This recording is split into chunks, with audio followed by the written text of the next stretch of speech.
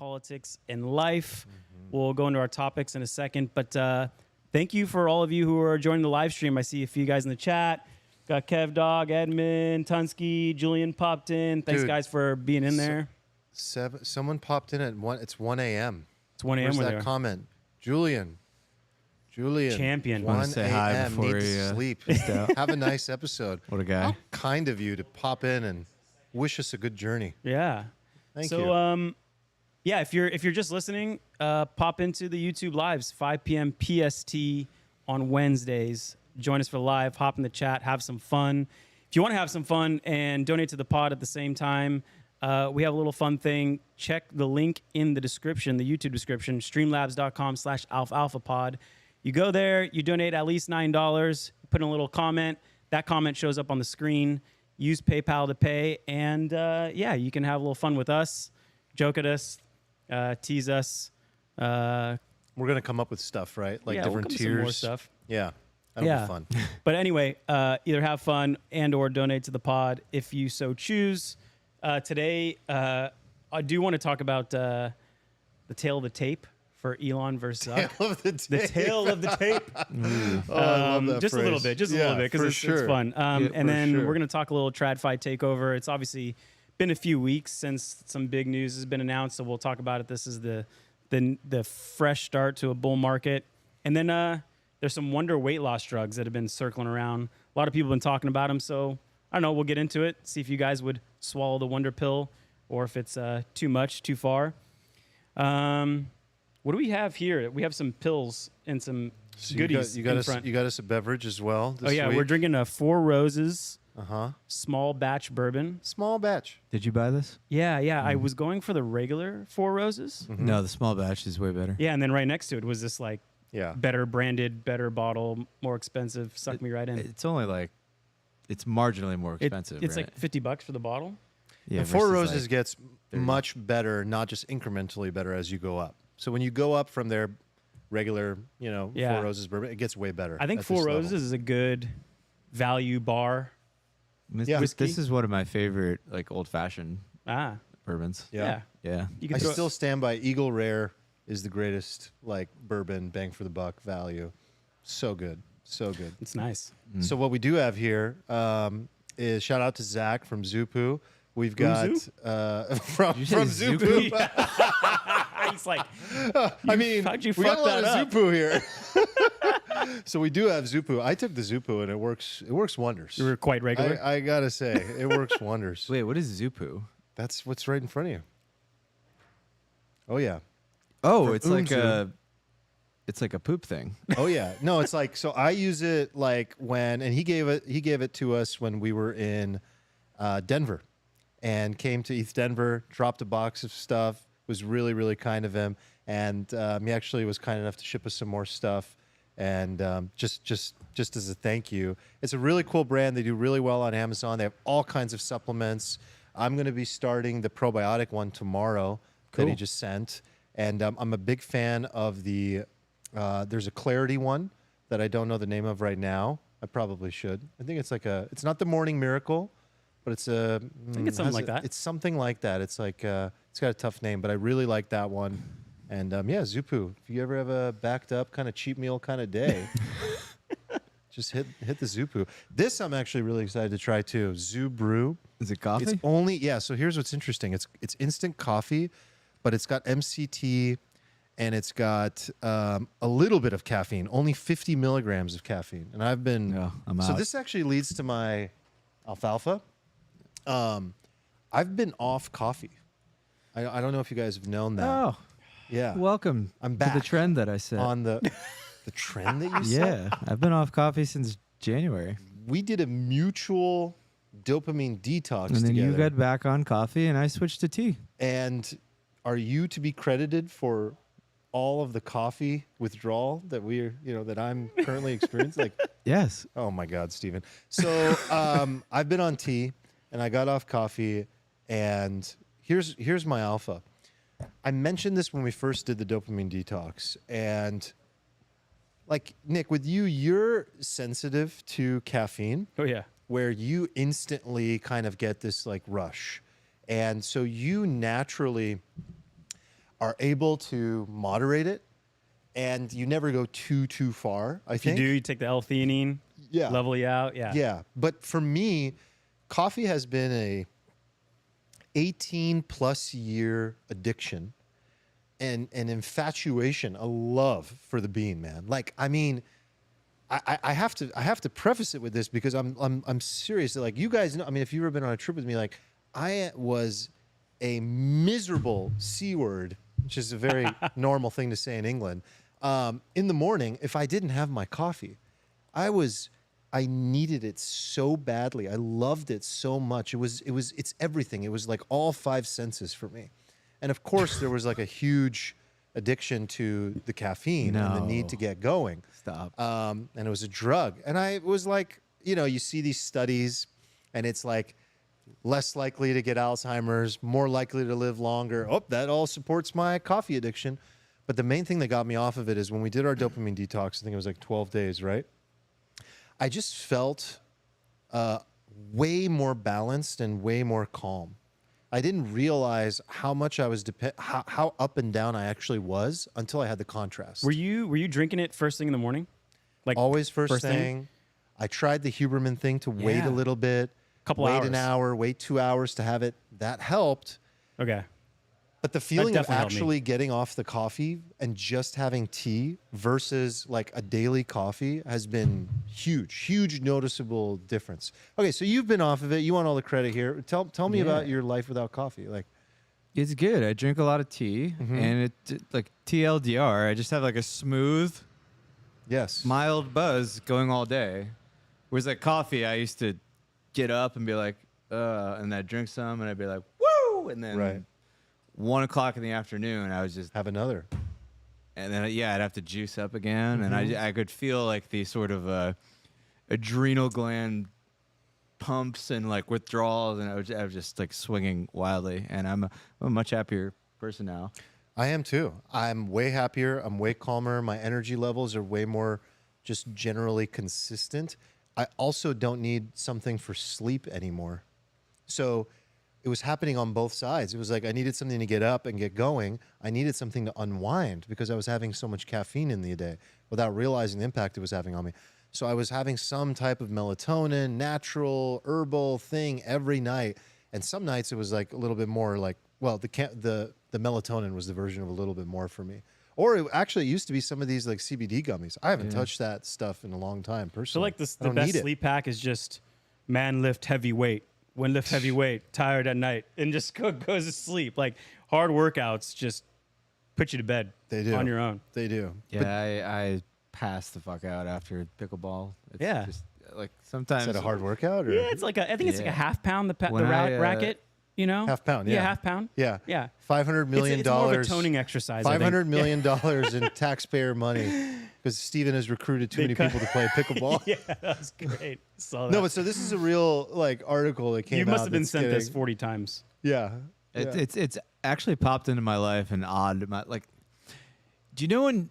So the other thing that happens is everybody I know knows that I own an Australian Shepherd. So if I open my Instagram messages, it's just like 900 memes of Aussies, right? And if you're like a fan of the Green Bay Packers and everybody sends you like a Packer meme or Aaron Rodgers thing, or they buy it. So now that's become like pickleball for me. So anytime anybody sees anything, even 3 degrees of separation from it, just straight to my inbox. Nice. So you know what's going on in that world. So what is going on is they're estimating $500 million. What's the common injury? Like ACL tears or something? Okay, this is like the stupidest FUD I've ever heard. Do you know how many people play pickleball?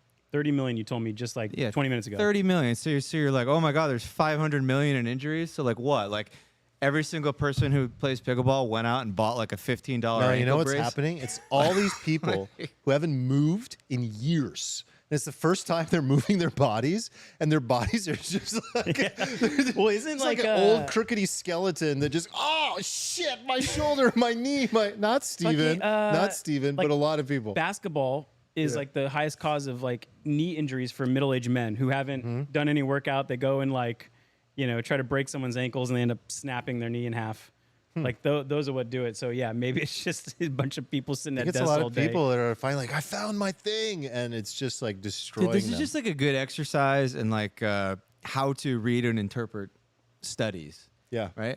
it is. Like what is the baseline medical cost for 30 million people in the U.S. and just their daily life? 500 million is nothing. Yeah, It's just like, oh, let's stick a big number on something. Or just like, Well, I have a different clickbait it. take on this. I actually like meaningfully wanted to actually explore this. That's one side of it. The other aspect that's really interesting is, okay, 500 million in additional costs and injuries. How much longer are these people going to live that were not exercising Totally. before? How much are they going to reduce their weight? How much are they going to reduce their risk of cardiovascular disease? I mean, Are you front running our second topic? What would their bills have I'm- been if they played tennis instead? Probably like 9 billion. It's probably like 20x per capita. Oh gosh, I wish Eric was here. no, he would argue Yeah, against he's that. still in Jackson Hole, by the way. So we have a big. We'll have to fill the hot takes and laughter. Was he hole here in my heart. last week? What, I'm No, he was. mixing He was. up my He was weeks. still in Jackson Hole last week. He was driving out there. Wow, So he's that's still out right. there. 2 in a row. Real Right, quick, so- shout out, welcome / shout out, Feech, Tyler, Easy Money Sniper to the chat. I saw Tunsky say he puts Marty's in 5 there. shots of espresso in his. Also, Easy Money Oh my Sniper God. wants us to include coin in the. We'll talk about coin. Yeah. I've got some. Okay, before we do, can we go into this Zuck? Do you want to do that now, or do you want to do it like? I just want to do it real quick. You want to do it real quick? Just real quick, because like, All first right. of all, where do Let's you talk guys about put it. these? Well, tell the people who aren't aware of this somehow, like what's happening. All right, so I don't know how it came about, but essentially through social media, a proposal came about for Elon and Zuck to fight. Next day, Dana White comes out with a video. He said Zuckerberg called Dana White and says, "Is this for real? Is he serious?" He's like, "I don't know. I'll call Elon." He calls Elon. He's dead serious too. So this joke all of a sudden turned into, something that might actually happen. They're likely going to do it in an octagon in Vegas, probably UFC, MMA rules. Dana White's the ultimate hype man. He says this could be the largest pay-per-view haul. It's gonna be so bad if it happens. It's going to be It's gonna terrible. be embarrassing. It's going to It's be gonna be so so bad. embarrassing. It's gonna be It's gonna be incredible. so What are you bad. talking about? No, it's going to be so the bad. worst fight It's you've gonna ever be the worst watched. fight you've ever seen in your life. It's going to be bad. It's gonna be so bad. But here's the Isn't tale. Zuck like a black belt? yeah, but Elon No, he's not a sucks. black belt. Is it No, purple he's not a belt? black belt. He's 1 year into training. He's 1 year into He's training. 1 year in training, but he's very good for being 1 year okay. into And training. his full Murph time is like top 0.1 percentile. He's So clearly an he's, athlete. he's good. Elon's just like a freaking 2x4. All right, so here's the numbers. Zuck worth 100 billion. Elon worth close to 250 billion. Zuck's 39. Elon's 51. So he's got 12 years of age on him. tail of the tape. Zuck 5'7". Elon 6'1". There's no way He's Elon's only tiny. 6'1". Okay, let's say he's 6'2". He's at here's least where 6'2". here's where all the data seems messed up. I believe that Zuck is 155 pounds. That sounds about Yeah, Oh, that- you have right? you have the thing Wait. where like Elon's 180 or something. Yeah, crap? what the fuck is that? If Elon's 180, I weigh 36 No. pounds. Elon is 215 pounds. He's- 230. Yeah, I'll put the over under at like 240. Okay, Fine. and right now the 180. bookies put What do they have Zuck's weight at? Zuck 155, which sounds about right. Sounds right. Maybe more like 145, honestly. So Zuck is minus 440, heavy favorite. Elon is plus 290, so he's the underdog. Yeah, but as he should be. now when it comes to like MMA, I don't know what it's like, but I mean, Baldo just gave my take. It's literally that Elon Musk will not last 1 minute. I don't know, man. will Like, be have you ever so sparred gassed. someone who's 80 pounds heavier than you I think and way taller than you? I mean, no. I Like, have not. What if There's Elon a just reason there does are weight this? classes. Yeah, Like but I still think he's going to get gassed. maybe doesn't he will. have the cardiovascular capacity to hang for more than 60 seconds. I don't know. 90 seconds max. I think jiu-jitsu could be the equalizer. Like if they get on the ground, like Mark could out-skill him, but there's an extra 80 pounds to move around, and I What don't is he think going to that's. do with that weight? I don't know. I'd say Like pick him up and drop him?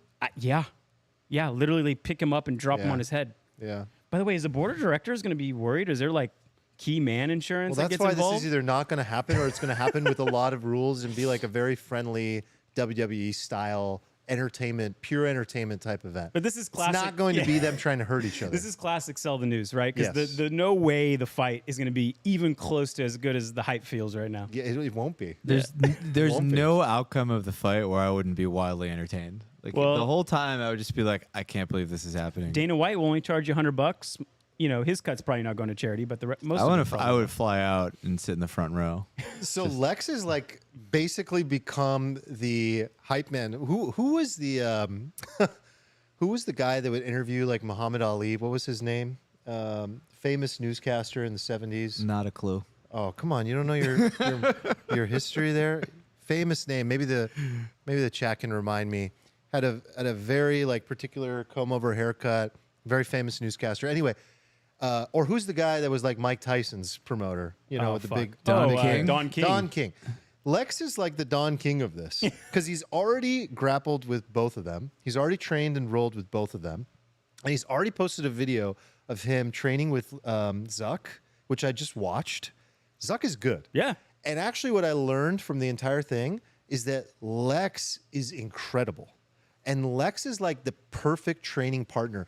Nick, have you ever trained with someone who's like vastly superior to you, but allows you to maximize your potential perfectly and knows exactly how to control good sparring you? partner. That's a good sparring partner. And that's what I learned when I watched Lex. Like, he was incredible. I think he's like a 10-year... You got GSP, George St. Pierre, offering to train Elon. Really? You also have Andrew Tate offering to train Elon. So Elon apparently rolled too, but they didn't post a video. They just posted a couple like Totally. hype photos of Elon putting him in a headlock and like dropping him. And Lex is just playing along with all of this. Yeah. Like promoting it all. Has Lex steelmanned the case that Elon could win yet?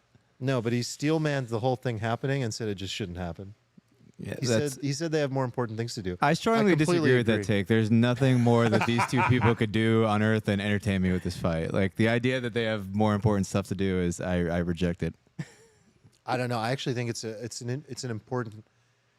Elon Here's spends the his thing. whole day just dunking on people on Twitter. Like Yeah. he can fit in it, squeeze in Well, a cage match. here's what you I know? like and don't like about it. I like the take that they should focus on their businesses, because if I'm sitting there objectively and saying what is going to do more for mankind, which is not for me to say, it's their lives. Well, obviously, like the things that they're working on are far more impactful. You could raise than $500 million entertaining- for charity. than entertaining us. Or the other side of it is actually that they deserve the ability to be able to sit back and entertain us and just have a good time. And everybody deserves that kind of a break from their mind, from everything else that they're doing.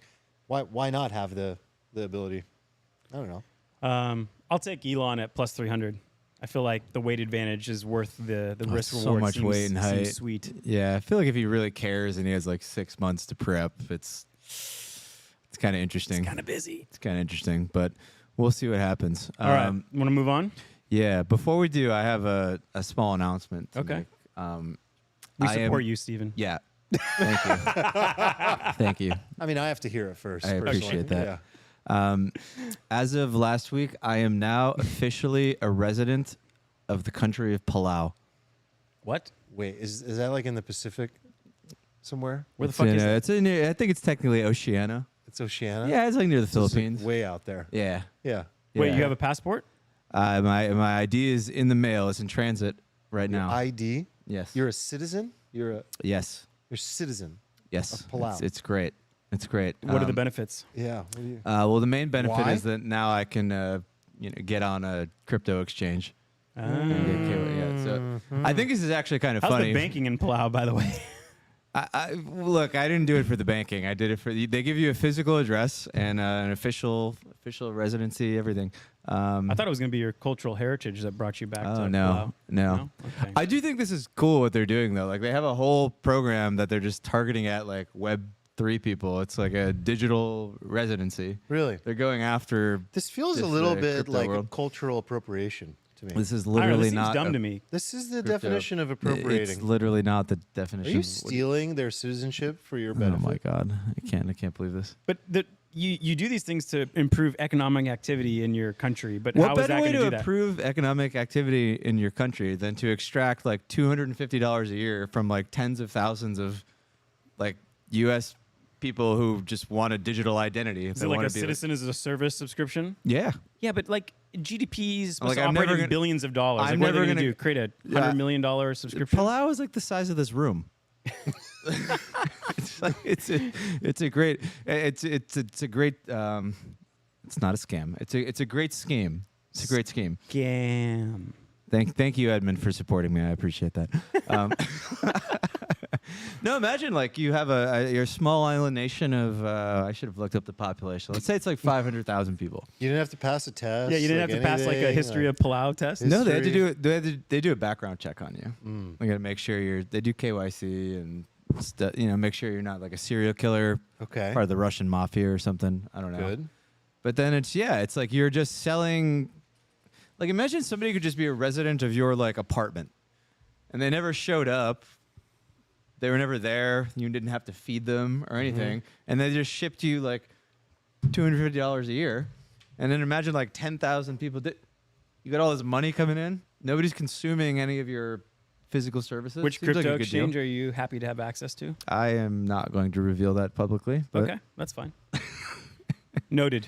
Just in case, that'd be really funny. Like the one of the people who listens to this podcast. Your is Honor, like the Exhibit C. one- Steven on the Alfalfa podcast.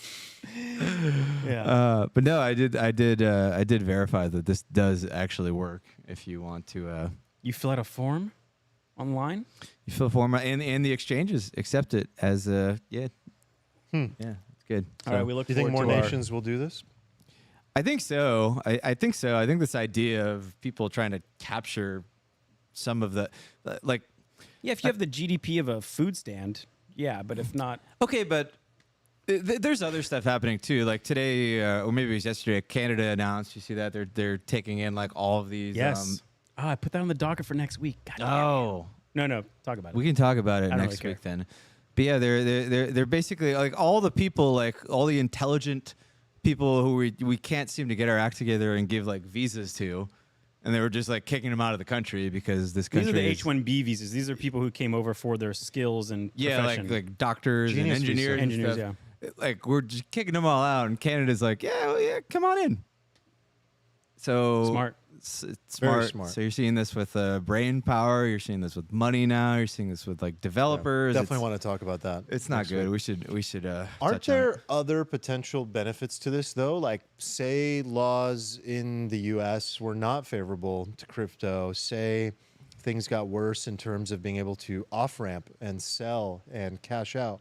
And does Palau have like laws? Like, like what kind of a country are we talking about here? Like, do they have the ability to have these relationships also with like centralized exchanges that would then potentially give you like an alternate means to on or off ramp into crypto? I don't. Or maybe eventually these Nah, I things mean, would even come? if they had like an independent bank, that independent bank has to operate with the world of banks. And, if JP Morgan doesn't then they accept would interbank transfers from your bank, I just don't think it really works. they would just find a way to like Yeah. isolate it. Yeah. I mean, the whole point of this is it's like we're starting to get this kind of crypto economy where it's just like, well, I don't need to off ramp and on ramp. Like I have this digital life where I have money, I have property, I have all these things that don't have to go like in and out of like the meat space world. And for those purposes, it's fine. What are you laughing at? I don't know. My cousin is hilarious. He says, what if someone spoofed the Palau government website to scam Steven? Got you good. Quite an fucker. elaborate ruse. To That'd be a good honest. funnel. Yeah. I it's a could good see that funnel. working on a lot of crypto Oh, yeah. tards. Coming to a Yeah. scam near you. Yeah. Might as well add free taxes in there or no taxes. All right, let's get into a little Tradfi takeover. So we had a lot of announcements in the last 2 weeks. BlackRock Bitcoin ETF, obviously probably the headliner of that, but several more. I mean, we had that Fidelity was involved in like the kind of like a TradFi trading system, basically API hooks to trade between institutions. There were a whole list of them. And so, Was that the EDX exchange? yeah, the EDX exchange, Yeah. exactly. Yeah, what do you think? I mean, for you, is this kind of like the nail in the coffin bull market going forward? I mean, like the short answer is yes. You'll recall I was on here a few weeks ago when the kind of Coinbase suit hit. Yep. And everybody's freaking out. And I said, like, this kind of feels like the top of FUD. Like, where does the FUD go from there, right? It's like the strongest the case is ever going to be on the offensive end. Like, Binance is okay. Like, it's just at a certain point, you go, everybody's so freaking depressed. Like, the shit has absolutely hit the fan. And before that too, I've been kind of bullish too on like risk assets, like more broadly speaking. Crypto hasn't been as kind of up only as the NASDAQ has, unfortunately for me, because I own way more crypto. But like, I haven't really been a bear for a while now. So it's also interesting how long this news took to really hit. Like, you had like 5 days to buy Bitcoin after this news hit before it absolutely turbo went up. Maybe 5 is you the sure that wasn't exaggeration, but you the had like 3 Binance or printing 4. of TUSD? Yeah, we should talk about that as well. I just reject this whole idea of it. Like, I don't know. What do you We reject? see these things very differently. I don't think it's like absolutely booming. I think it's where it was in May. You think It's we're literally where it was in May. We're what? Late is in May? April, something like that, like, or mid-April, and then it hit again. Like, if it was like beginning of May, we were at 30K. Okay, do you think Ethereum is like the same? Do you think Ethereum was the same in March as it was in 2018 or 2017? What? The price is the same. You're basically like, well, the price is the same, so it's the same. Do you think like the state of Ethereum was the same 5 years ago? Simply But because there's so the many price was the variables. same? Do you already hold it? Are you looking to accumulate?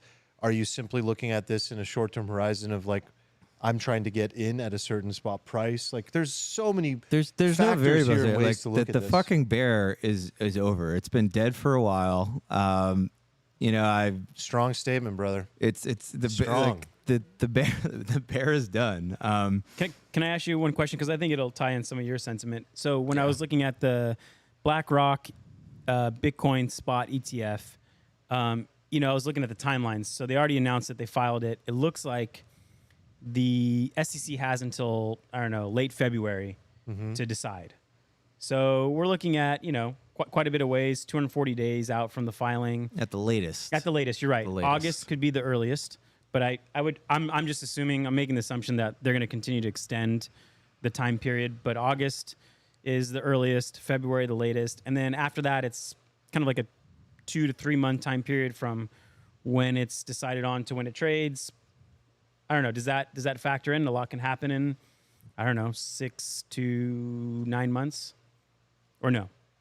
So I think it's useful to kind of zoom out and look at the framework of like what's going to happen over the next year. And I think there's a few things that are super important. One is like the earliest approval deadline. Another one is like kind of the last deadline. And then there's another, which is like the Bitcoin halvening. Like, it's kind of interesting that the final deadline is February. The Bitcoin halvening is probably in May. Whether or not the Bitcoin halvening is like a meme or not, like I don't care. I think it's going to ultimately be bullish. So I think thinking ahead right now is like a long-term investor.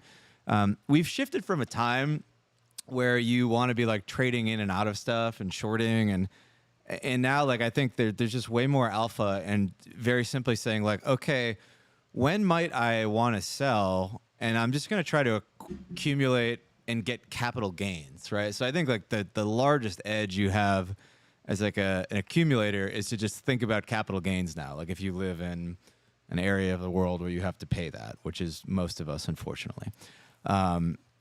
So in my mind, I'm like, okay, possible catalyst for the start of the bull run next spring. Maybe it's a quick one and we want to start selling end of 2024. I don't know, 2020. But either way, like now is when I want to start buying. I want to shift into that like longer term view. I think that I don't disagree with, by the way. Like, if that's the way you're looking at the equation, then what are your gripes? I think with that me most specifically? people are not sitting with a bunch of cash on the sideline waiting to deploy because they didn't trade out of crypto for the most part. Well, they should be if they listen hodled. to this podcast. No, they don't. I mean, they do listen to this pod, but that's not the point. But people make most people money. don't operate that way. They don't trade like you, Steven. You have to like. I think like the insight is big, and what you provide there is like helpful for me as a friend. I like hearing that stuff. But the reality is that the meme of the last bull run was literally like, you're a nobody, like you're like a loser if you sell. And so that was such a powerful force in the culture that took place that I guarantee you most people did not get out of their positions in time and are sitting on NFTs and altcoins and Bitcoin and Ethereum and are simply sitting back and waiting for it to achieve either the same all-time highs as before and or zoom out past that and finally learn the lesson of like, I'm going to take some reward here and take some profits. You're talking about retail. Like, are you think they're still tired? They're still not interested? No, I'm not saying they're not interested. I'm saying I don't think that most people have the funds and they didn't trade out of crypto into cash to now be trying to time the bottom and reaccumulate and get back into the game. That's what I'm saying. And I think that from your perspective, that makes sense how you're approaching that. If you're looking to get back in the game and you're thinking that your exit might need to be within a year, and capital gains is a huge factor, of course, absolutely, that makes sense. Or excuse me, a little over a year, that makes sense. Completely makes sense. This is very sound thinking. I think people do have plenty of cash on the sidelines. Like the percentage of net worth, cash as a percentage of household net worth is still like, I don't know I forget what the number is, but it's top percentile. And I think what it comes down to is people are employed. You know, like we have like, I don't know, like high threes unemployment. That's like really, really low. Wages are good. And that's been the thing that I've gotten wrong like the last like 12 months is like I've been waiting for earnings to go down and then unemployment to tick up. And, you know, I think I mentioned in March I was looking at continuing claims. Continuing claims is people who filed for unemployment and they're still unemployed. And it was peaking. And it kind of peaked in April. And then since April, it's like gone down. You see initial claims, people filing saying, I'm unemployed for the first time. But continuing claims going down. So these people are becoming unemployed, but then finding jobs really easily. And I think that's been the thing that's all been that can be true. So surprising. And what can still be true is that the majority of people that are wanting to invest in crypto or already have are already over allocated into crypto. So they don't have, they would be insane. They would be sitting there going to themselves like, Jesus, my portfolio is already 50% crypto. So I'm just going to triple down now. And I think for most people, that's like not a sound way of thinking. But I think we have to assume that people have some cash to invest, or like if they do, that's fine. Yeah. Yeah. If somebody's sitting around and they have no cash to invest and they're listening to like an investment podcast, I would say like, I guess they're here for the personalities or something. No, no, like, that's no. Like if you have if you're correct, if you've put all of your money into crypto, you're down 90%, and then you have also no income and no free cash flow, then all this advice is completely useless for you, I guess. I disagree with all of this. Like, there's so many. No, I disagree with all of this completely. Like, there's so many people in the world that are just like trying to build up their income stream, trying to get to the point where they can utilize information in order to benefit them. Just because they're taking it in and they can't do anything with it right in that moment doesn't mean it's useless. Like, there's so many people that even would come to this podcast or go to people to learn first how to accumulate the income revenue streams in their lives, to absorb information, to become smarter, to get a better job, to get a pay raise, to start a little side hustle that then brings them the revenue stream to then allocate into crypto. I don't know. I just think sometimes it's a little bit too far removed from what the average person's life is, and it's important to remember that. I'm still confused. So you're saying that somebody who has an income, they're taking money in every week, and they're investing some of their income every week, and maybe they're buying stocks. You're saying it's not useful for that person to say, oh, the tide has shifted in crypto. No, it's I totally should be useful. DCAing into crypto for the next year? No, it's useful. Okay, I was just like, I just didn't know what you were objecting to. Can I objected to the first part. Nick, can I could pull you us out a little interpret? bit? Because I do have one thing about this Blackrock ETF. I've heard nothing but bullishness. But I kind of assign a non-zero probability this thing actually getting rejected. It's way higher than. I don't know what it is. Maybe 15%, 20% is kind of where I put it at. So they've only been rejected once, right? And that's what people are looking for. But like, there's also the filing is almost exact to previous filings, and it's a vote that BlackRock is saying, hey, these other filings have been on point. They're fine. I think they had some like surveillance stuff with the NASDAQ that they added on. But actually, David Hoffman on Bankless did a really great interview with this guy, Austin Campbell. I forget his credentials, but it was a really good breakdown of like this specific proposal. But in it, he talks about how everyone was willing to do the one additional thing that BlackRock proposed. So part of me is like, okay, BlackRock thinks that all these filings have been fine now, but if they're the same, is the SEC really going to take the copy pasta from the previous filings and just approve it all of a sudden because it's big boy BlackRock? Yes. In that, yes. maybe I think that's the majority, right? Yes. Like maybe 80% probability, right? Do you sign it that high? But doesn't the probability increase as a result of it? And here's the question I had for you guys: is this feels and looks to me like a coordinated effort between all of these firms to do this at the same time? Like that just creates a stronger case, and it makes it more likely that at least one of them gets through. In right? that interview that Hoffman did, he asked him like, hey, what's the timeline? Is there a conspiracy at all? And he said, listen, at these big firms, this decision started 12 to 18 months ago. They were already interested probably in the bull market. Right. Why they filed on that exact date, Larry Fink's kind of a big Democratic bigwig. Maybe he's kind of swinging around saying, hey guys, like, we think this is something that the U.S. should play in. And if you don't approve this, we're going to look elsewhere. And we, some of the largest financial institutions in the world, don't want to get stuck not being able to play in this thing that is very in high demand by consumers. So really, I don't know. Do you what do you assign to the probability of an ETF approval being approved? Yeah. Like what, within like the next year? Yeah, just by February. By February? By the deadline.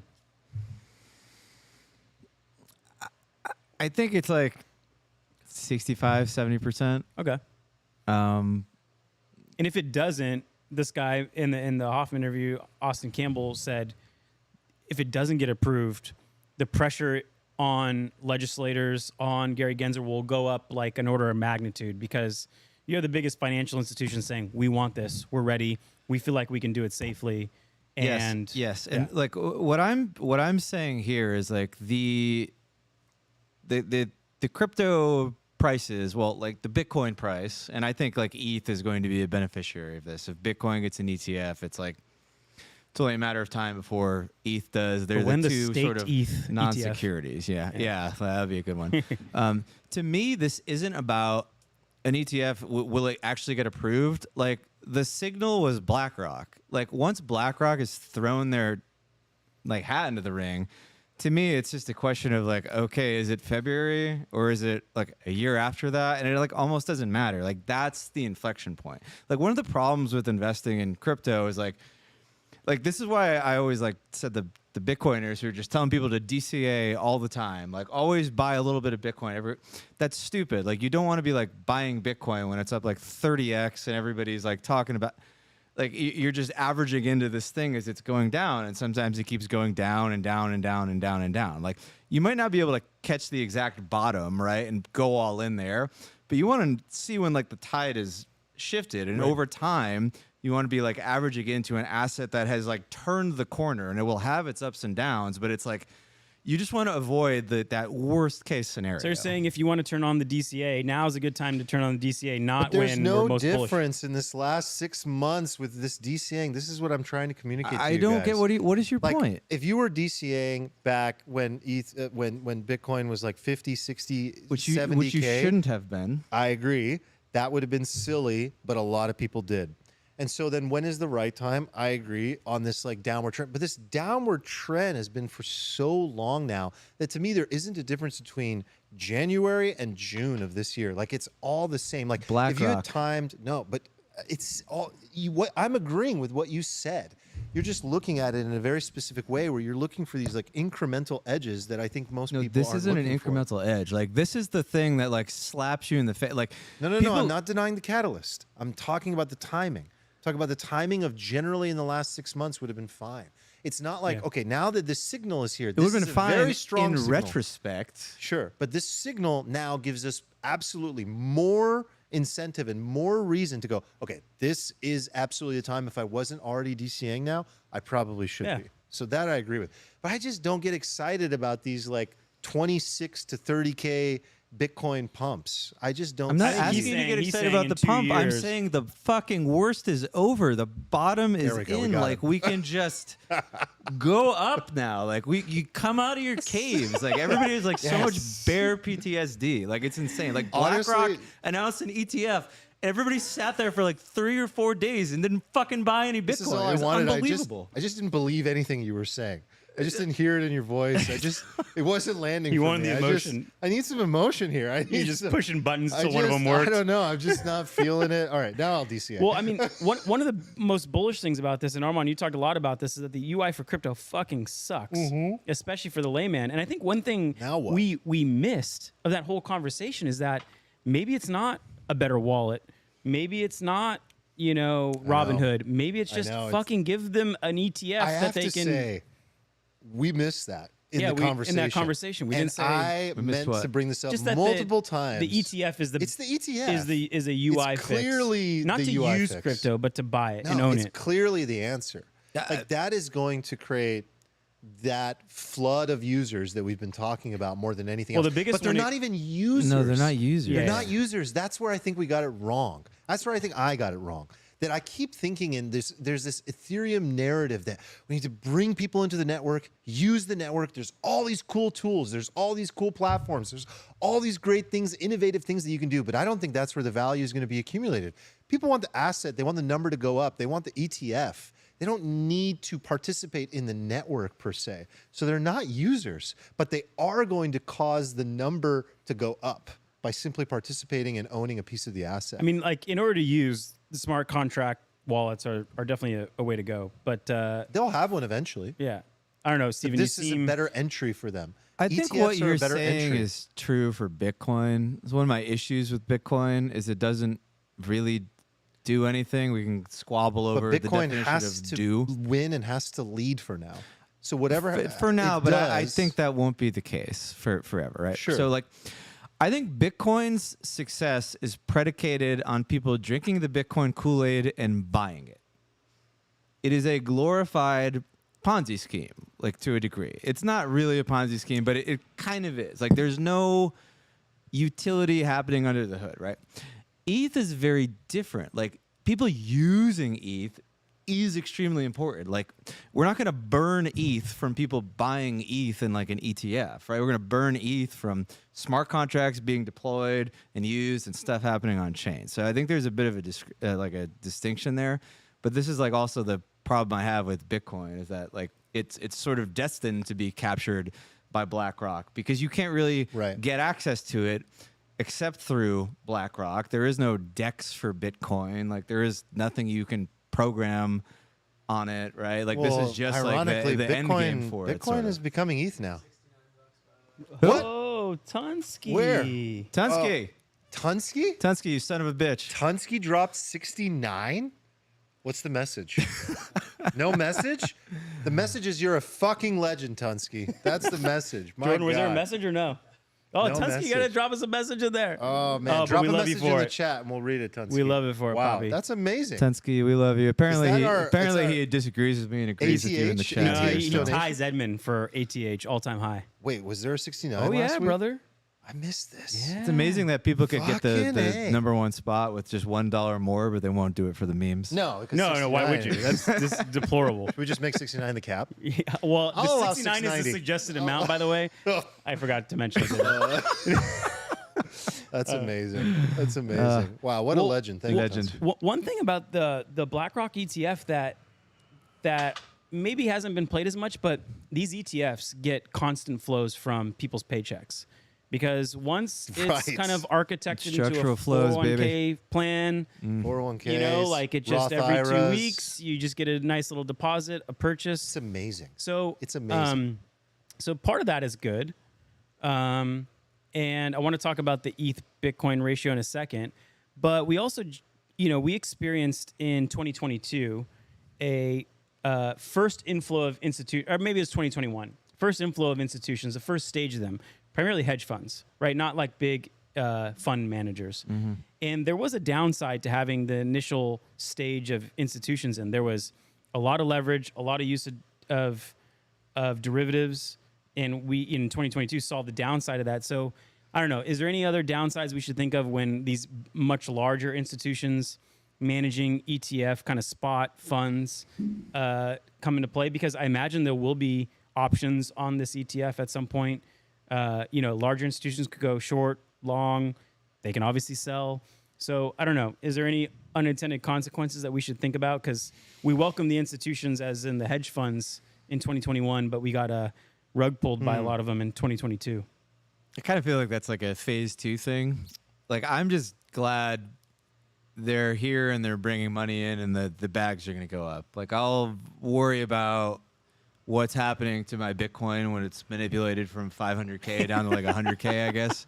And I'll be sad about it at the time, but also not really. Like, I think the idea that this is sort of like bad is silly. Like, there's a lot of Bitcoiners like throwing those takes out there that, oh, this is like, but it was like I said, it was obviously inevitable that Bitcoin would be captured to a large degree by these institutions because it requires a trusted third party to transact it. It's the only way. Like, it's the only way to do anything other than meeting a guy in an alley with like a gun or something, right? It's just like it's so silly. It was very predictable.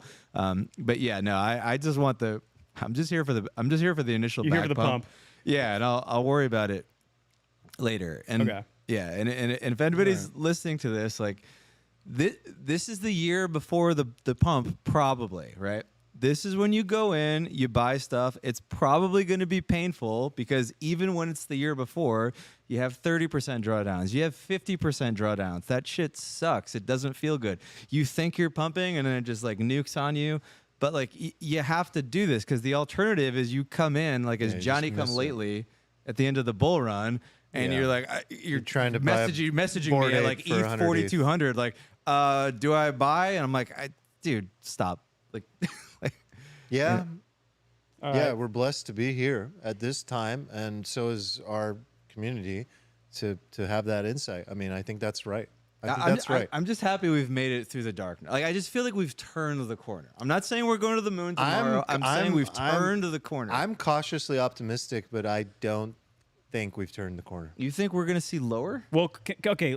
I was going to not talk about this, but we like, talk about it all the time. But I feel like this recession is not like the last one, right? It's not like a COVID flash crash up only injected with tons of liquidity. It's like a normal business cycle, recession where it's slow and it has these like big curves where you tend to see earnings kind of in the middle of the business cycle start to go down, and then towards the end, you start to see unemployment peak, and as inflation comes down, in 2022, we saw earnings go up, which was surprised the fuck out of me. I think in 2022, I was like, oh man, in October, we're going to see, earnings decline, but they didn't. And one of the reasons for that was because inflation, like corporations had the benefit of inflation, of pricing power that helped to boost their earnings.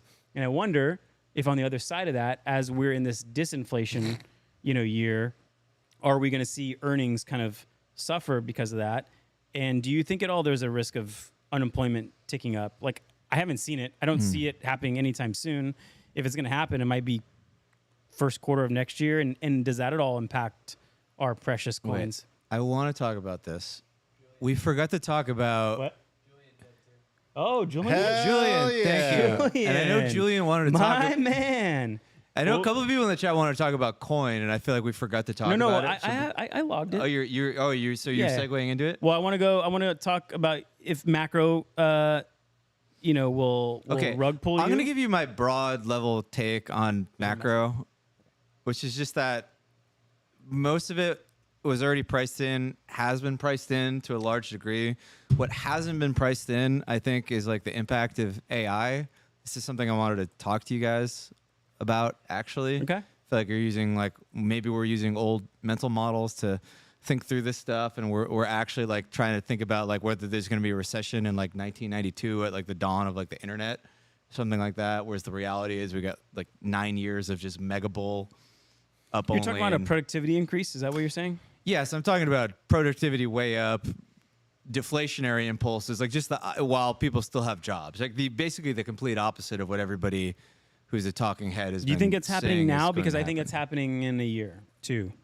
I think it is happening now. I think it's literally happening now. But it doesn't have to happen now. The market just has to start pricing it in, right? If the market's not completely stupid. If it thinks like over the next 5 years, earnings will be XYZ and margins will be here because this stuff's going to happen, it starts pricing it in today, regardless of where that goes, right? You can't just buy. It's really starting to make its way into the mainstream media narrative too, which is a big deal, because if regular everyday people start to believe like, wow, every company's investing in this stuff, productivity is going to increase, my individual capacity to contribute is going to double or triple, then yeah, like I do think that that's something that we may need to consider. Like anecdotally, when you talk to people, don't you hear people say like, yeah, I'm like, they're not like, oh, I'm like 10% more productive. They're not like, oh, I'm 15%, 20% more. Like people are like, wow, like this article that used to take me 2 weeks to write, I wrote in 2 hours. I'm like 200 to stuff. 5. I'm like 2 to 5x more productive depending on the task. Yeah, like so that's a orders of magnitude. However,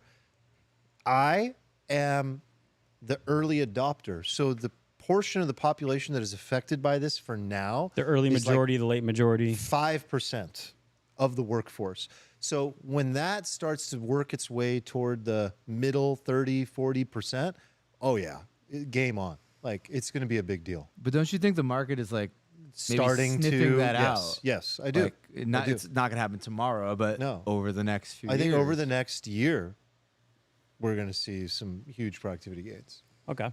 Yeah. I want to chat about the ETH Bitcoin ratio a little bit, and then we'll go to coin if that's cool. Yeah. So one of the reasons I'm kind of excited about this Blackrock ETF is because what you mentioned, Stephen, that like Bitcoin was almost made to have Blackrock be the largest holder at some point in ETF. ETH will likely follow, but who knows how long? Could be a year or two. And the narrative seems right for Bitcoin to kind of win against ETH in the short term. And so at that 0.055 ratio is where I'm looking to swap my Bitcoin for ETH. So I know you've had some Twitter posts about this recently, so you want to give your just kind of brief analysis. You can feel free to talk about technical or fundamental, but I think the fundamental part is clear. Like we're seeing, these Bitcoin spot ETFs coming to market.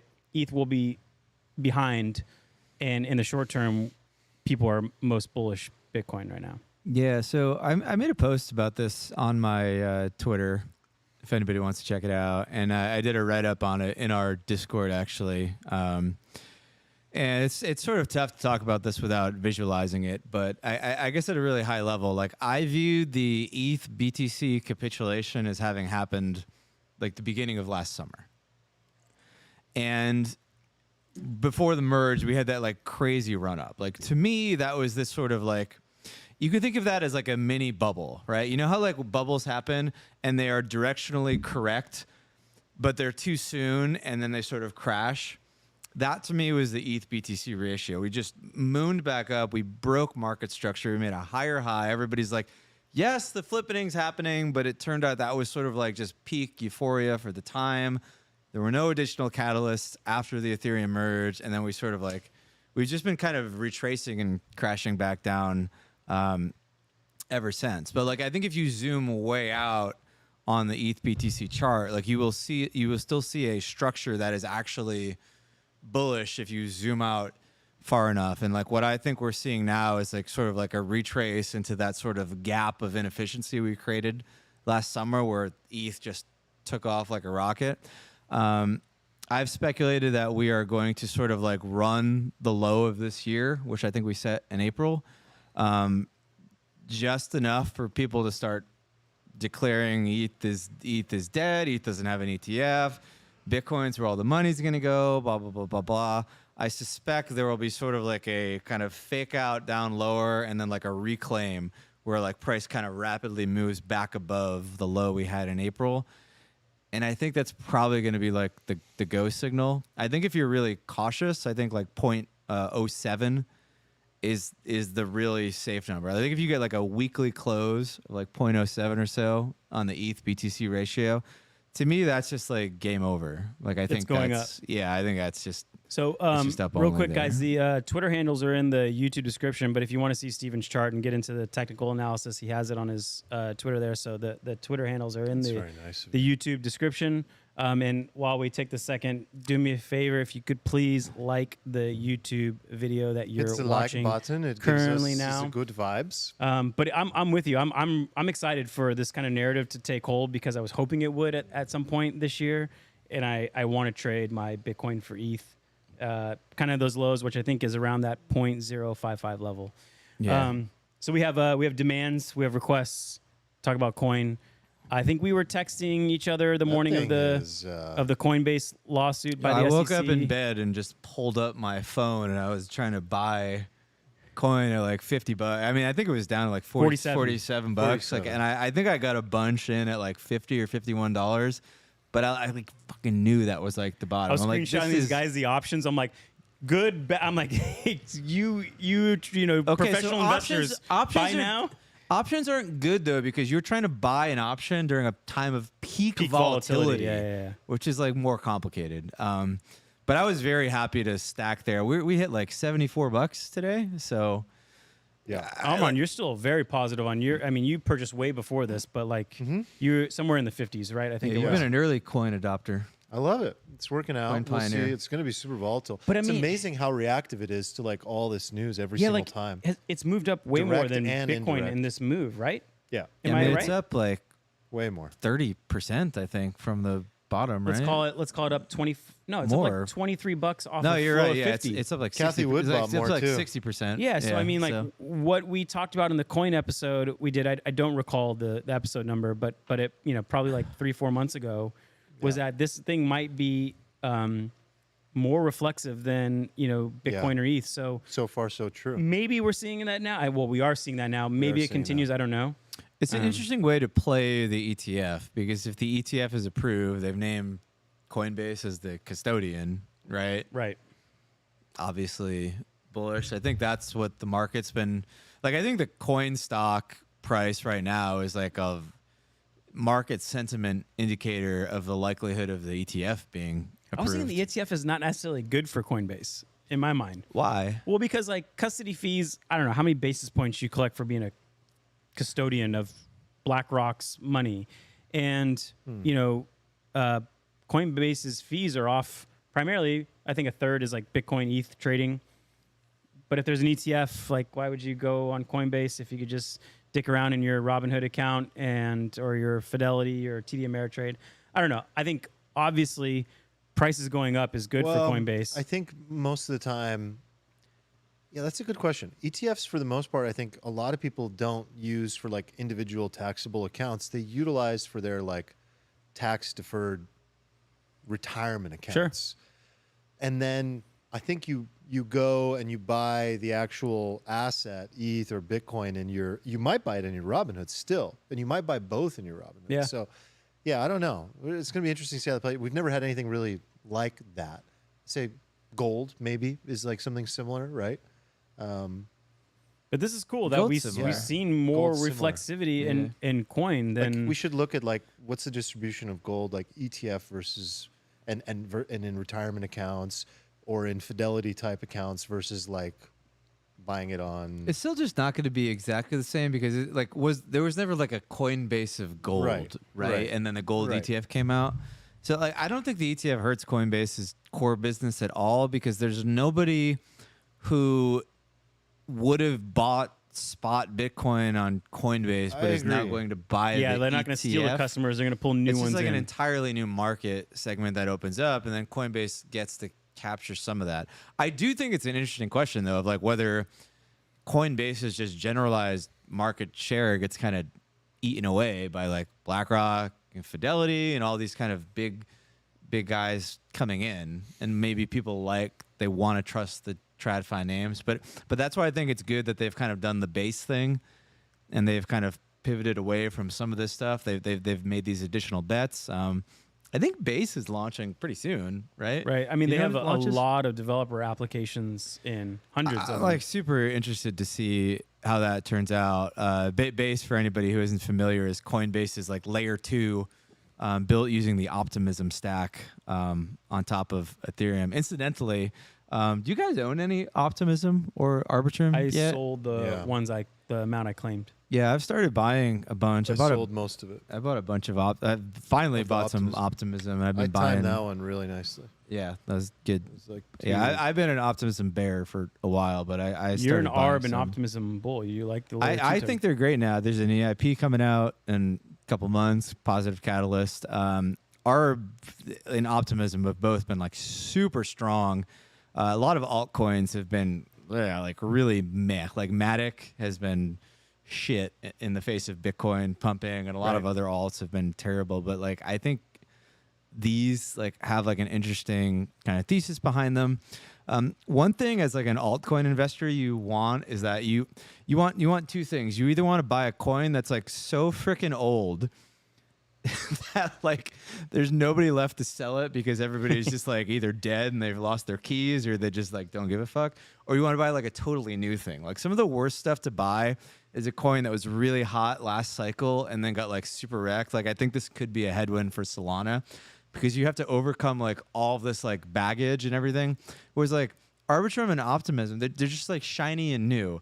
And the sky's the limit. Like what's the all-time high for Arbitrum? Like $1.70 or something? $1.80? Yeah. They could go to like $12, $15, $20. Like who knows? But it's like there's nothing for. It's gonna like hit price discovery with like less than a 2x, and everybody's gonna be like happy and dancing and holding hands. Whereas like Solana is gonna go up to like 120 from 16, and there's still gonna people be like, oh, thank God I can get out for like 50% drawdown. You know? Yeah. I think it's still too early for altcoins, but I mean, I think you're right. You're probably right. You're probably right. But I do think these have catalysts, which is why I think they're different from some of the others. But like like altcoins are still like really small. I think like it's probably like 8 or 9 or 10% of my portfolio, so it's tiny. But I like to. I'm like lot. I'm nibbling at them. That's more than I would have crypto portfolio. Yeah, that's still more than I would have thought. Really interesting. Man, as we talked about this, I remember in our coin discussion, bring it back a little bit, like I think 2 or 3 of us were thinking that coin would beat out ETH. Yeah. If I remember correctly. Yes. But the thesis around that was like, okay, if retail wants crypto exposure, if institutions want crypto exposure, they're going to buy coin because like what other thing do they have available in public markets that gives them Well, now the they're best going to exposure? have an Ethereum so ETF. now they're going to have these ETFs. So I'm trying to remember what was like the main bull case for B and coin point was that C. it's like tiny market cap. Yeah, Right? So tiny. the important Okay. thing, the nuance there is a very high chance it beats ETH. But the risk of ruin for coin is way higher than There's ETH. another factor as well. You want to buy assets that you truly believe will last forever. And I'm not going to buy Coinbase over Ethereum from that perspective. I know if I buy Ethereum, I could hold that for 50 years and everything will be A-okay. I don't believe Coinbase at that level at all. We discussed existential risks that could present themselves in the next 10 years. One is sort of a related party to Ethereum. The other is entirely dependent on it, right? Like I just see them as like Ethereum. If the whole thing is going to survive, like Coinbase is the one that's going to. Okay, well, what would you say to the person who says, well, Armand, if you're betting on Ethereum, you need Ethereum to win. What the nice thing about Coinbase is that I have exposure to the whole space. They can kind of pivot to. And you have a potentially like higher beta asset over these next like 5 years. I do think that's why I want to own it. For sure. There's arguments for both sides. And so you just have to ask yourself, like, how much are you willing to tolerate volatility? How much are you willing to tolerate risk on both sides on all these different assets? And each one ends up becoming like its own equation for me. Like, okay, within this bucket, how much am I willing to tolerate? So for me, I don't have like a very, very crystal answer on that yet. I think I'm still trying to figure out like what percent, and I still view it as part of the stock allocation. Like I think your that's very equities important. allocation, not your crypto portfolio. Totally. Ballsy. Yeah. I don't need exposure to crypto through Coinbase. Like I can get direct exposure that is, in my opinion, just as risky if not more. That's funny. So, to me, it's but it might it's have just like a lower another beta. crypto play. But it's I like a don't know. different kind of crypto. It's like a little diversifier in my portfolio. It is I like potentially having like a few percent diversifier, of it. and I do love that the market cap is only like whatever it is, like 30, 40 billion. I don't No, know. it's definitely less than that, right? I don't even know. Vibes is giving us a thumbs up on the Four Roses, but also mentioning staked ETH. I have a hankering for a staked ETH ETF, but I feel like that is even further along because the security Dude, annotations. I think the imagine the ETH derivatives are going to be so 16 interesting. 16 billion. Sure. Jesus. Yeah, But imagine a ETH ETF with like a, I don't know, let's call it like a 4% dividend on it. Juicy. Yeah. Oh, Tradfi loves that. Yeah, Like, I you mean- buy this, you get a 4% dividend. Oh my. They'll God. probably take like a 50 basis And then point somebody rip. will launch like a leveraged ETH ETF, right? Where you get 3x like a leverage? 6. Well, no, not like Delta, but like you just like leverage the staking. But you get like a 6% yield or 7% yield on Where does that it. leave our DeFi friends? DeFi is really interesting now. So I don't know if you guys saw, but MakerDAO has basically made it so that DAI gets 3.5. It's got this fixed 3.5% yield.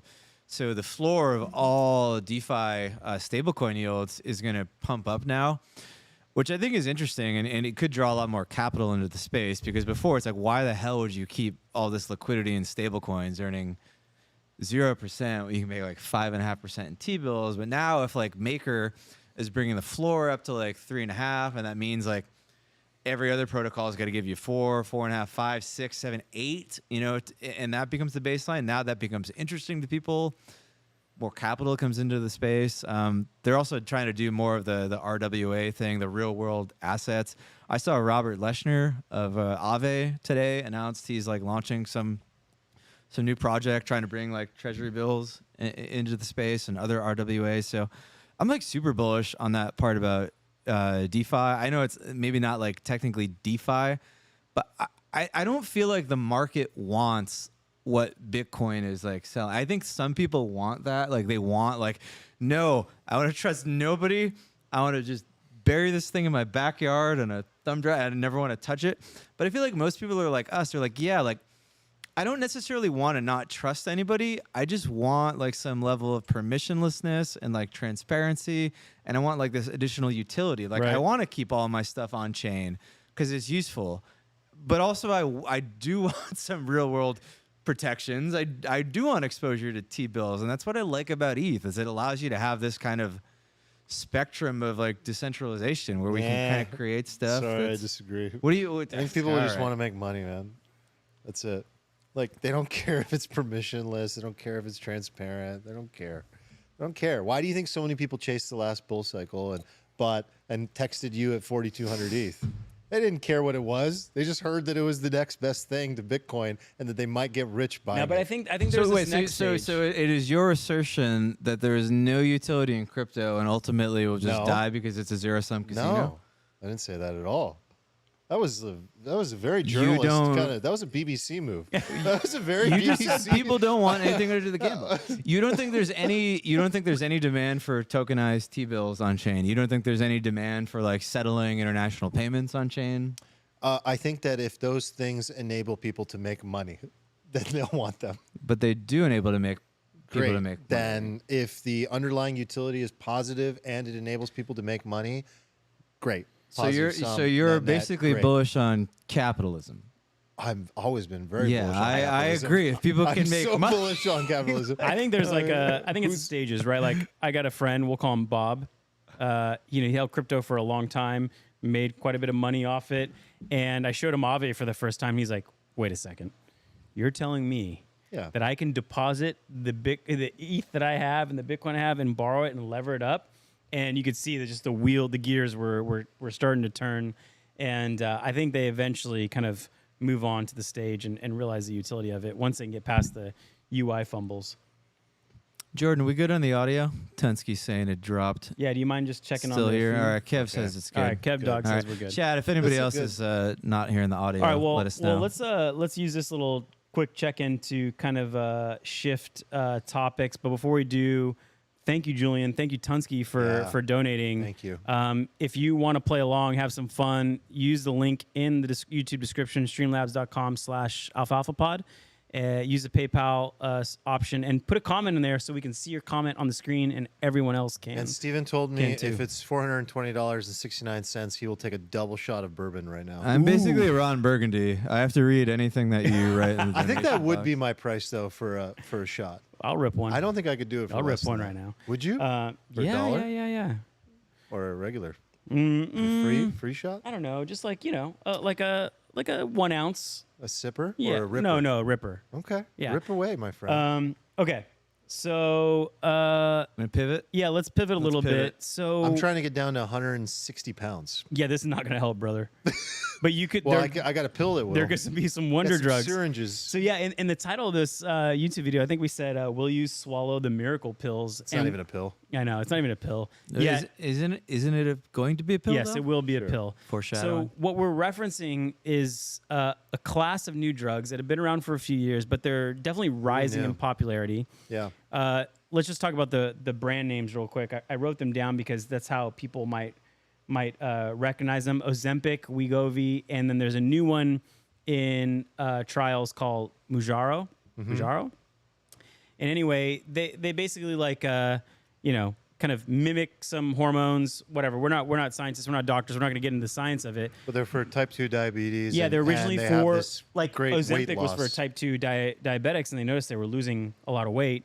So they rebranded it Wegovy. It's interesting, right? Sorry, I didn't mean to interrupt. Go, It's keep kind of going. like the thing that happened with metformin. It's like Didn't it was that for have a Viagra diabetes. too? Well, it's just there's Yeah. this like awesome side effect with metformin that like you're gonna live a long time if you take this because like they did all these studies on mice and it's like Penicillin. it mimics the exercise Viagra. that you should have had so that day. So it's similar class of drugs, but the benefit is that these enable you to lose a lot of weight, and the efficacy is at like 80-90%. It's really good. So like the first class, the for the nerds out there, the GLP-1 drugs, like they show a minus 15% decrease in weight loss, which is notable for. And it's, by the way, it's an injectable. I think you inject it once a week.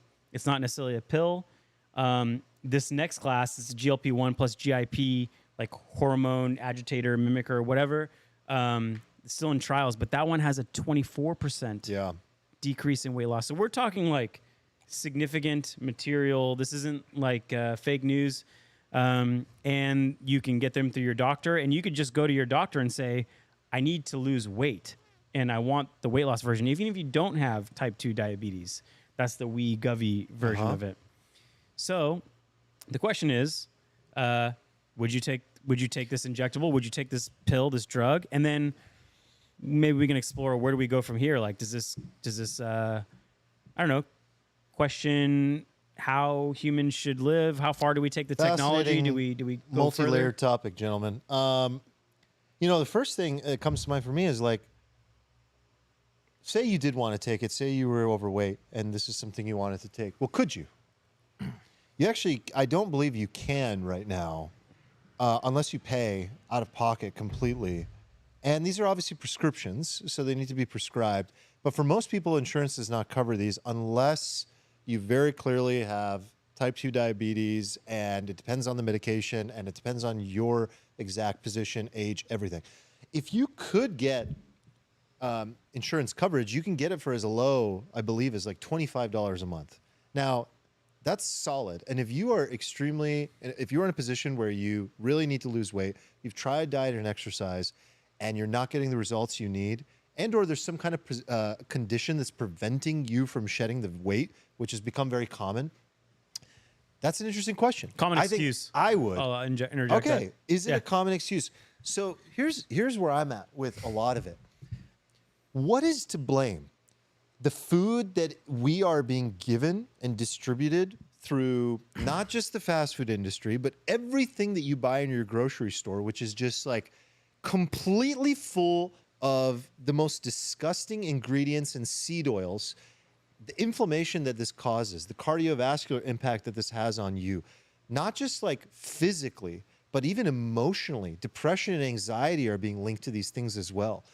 There's so many factors at play here where you have to ask yourself, do you fight this toxicity that exists in the food industry with a pharmaceutical that could help you at least get to a steady baseline? Or do you have to go full blown, like, I'm just going to get myself off of everything and I have to monitor everything I eat and I have to go through all of this before I ever even think about taking some sort of miracle pill?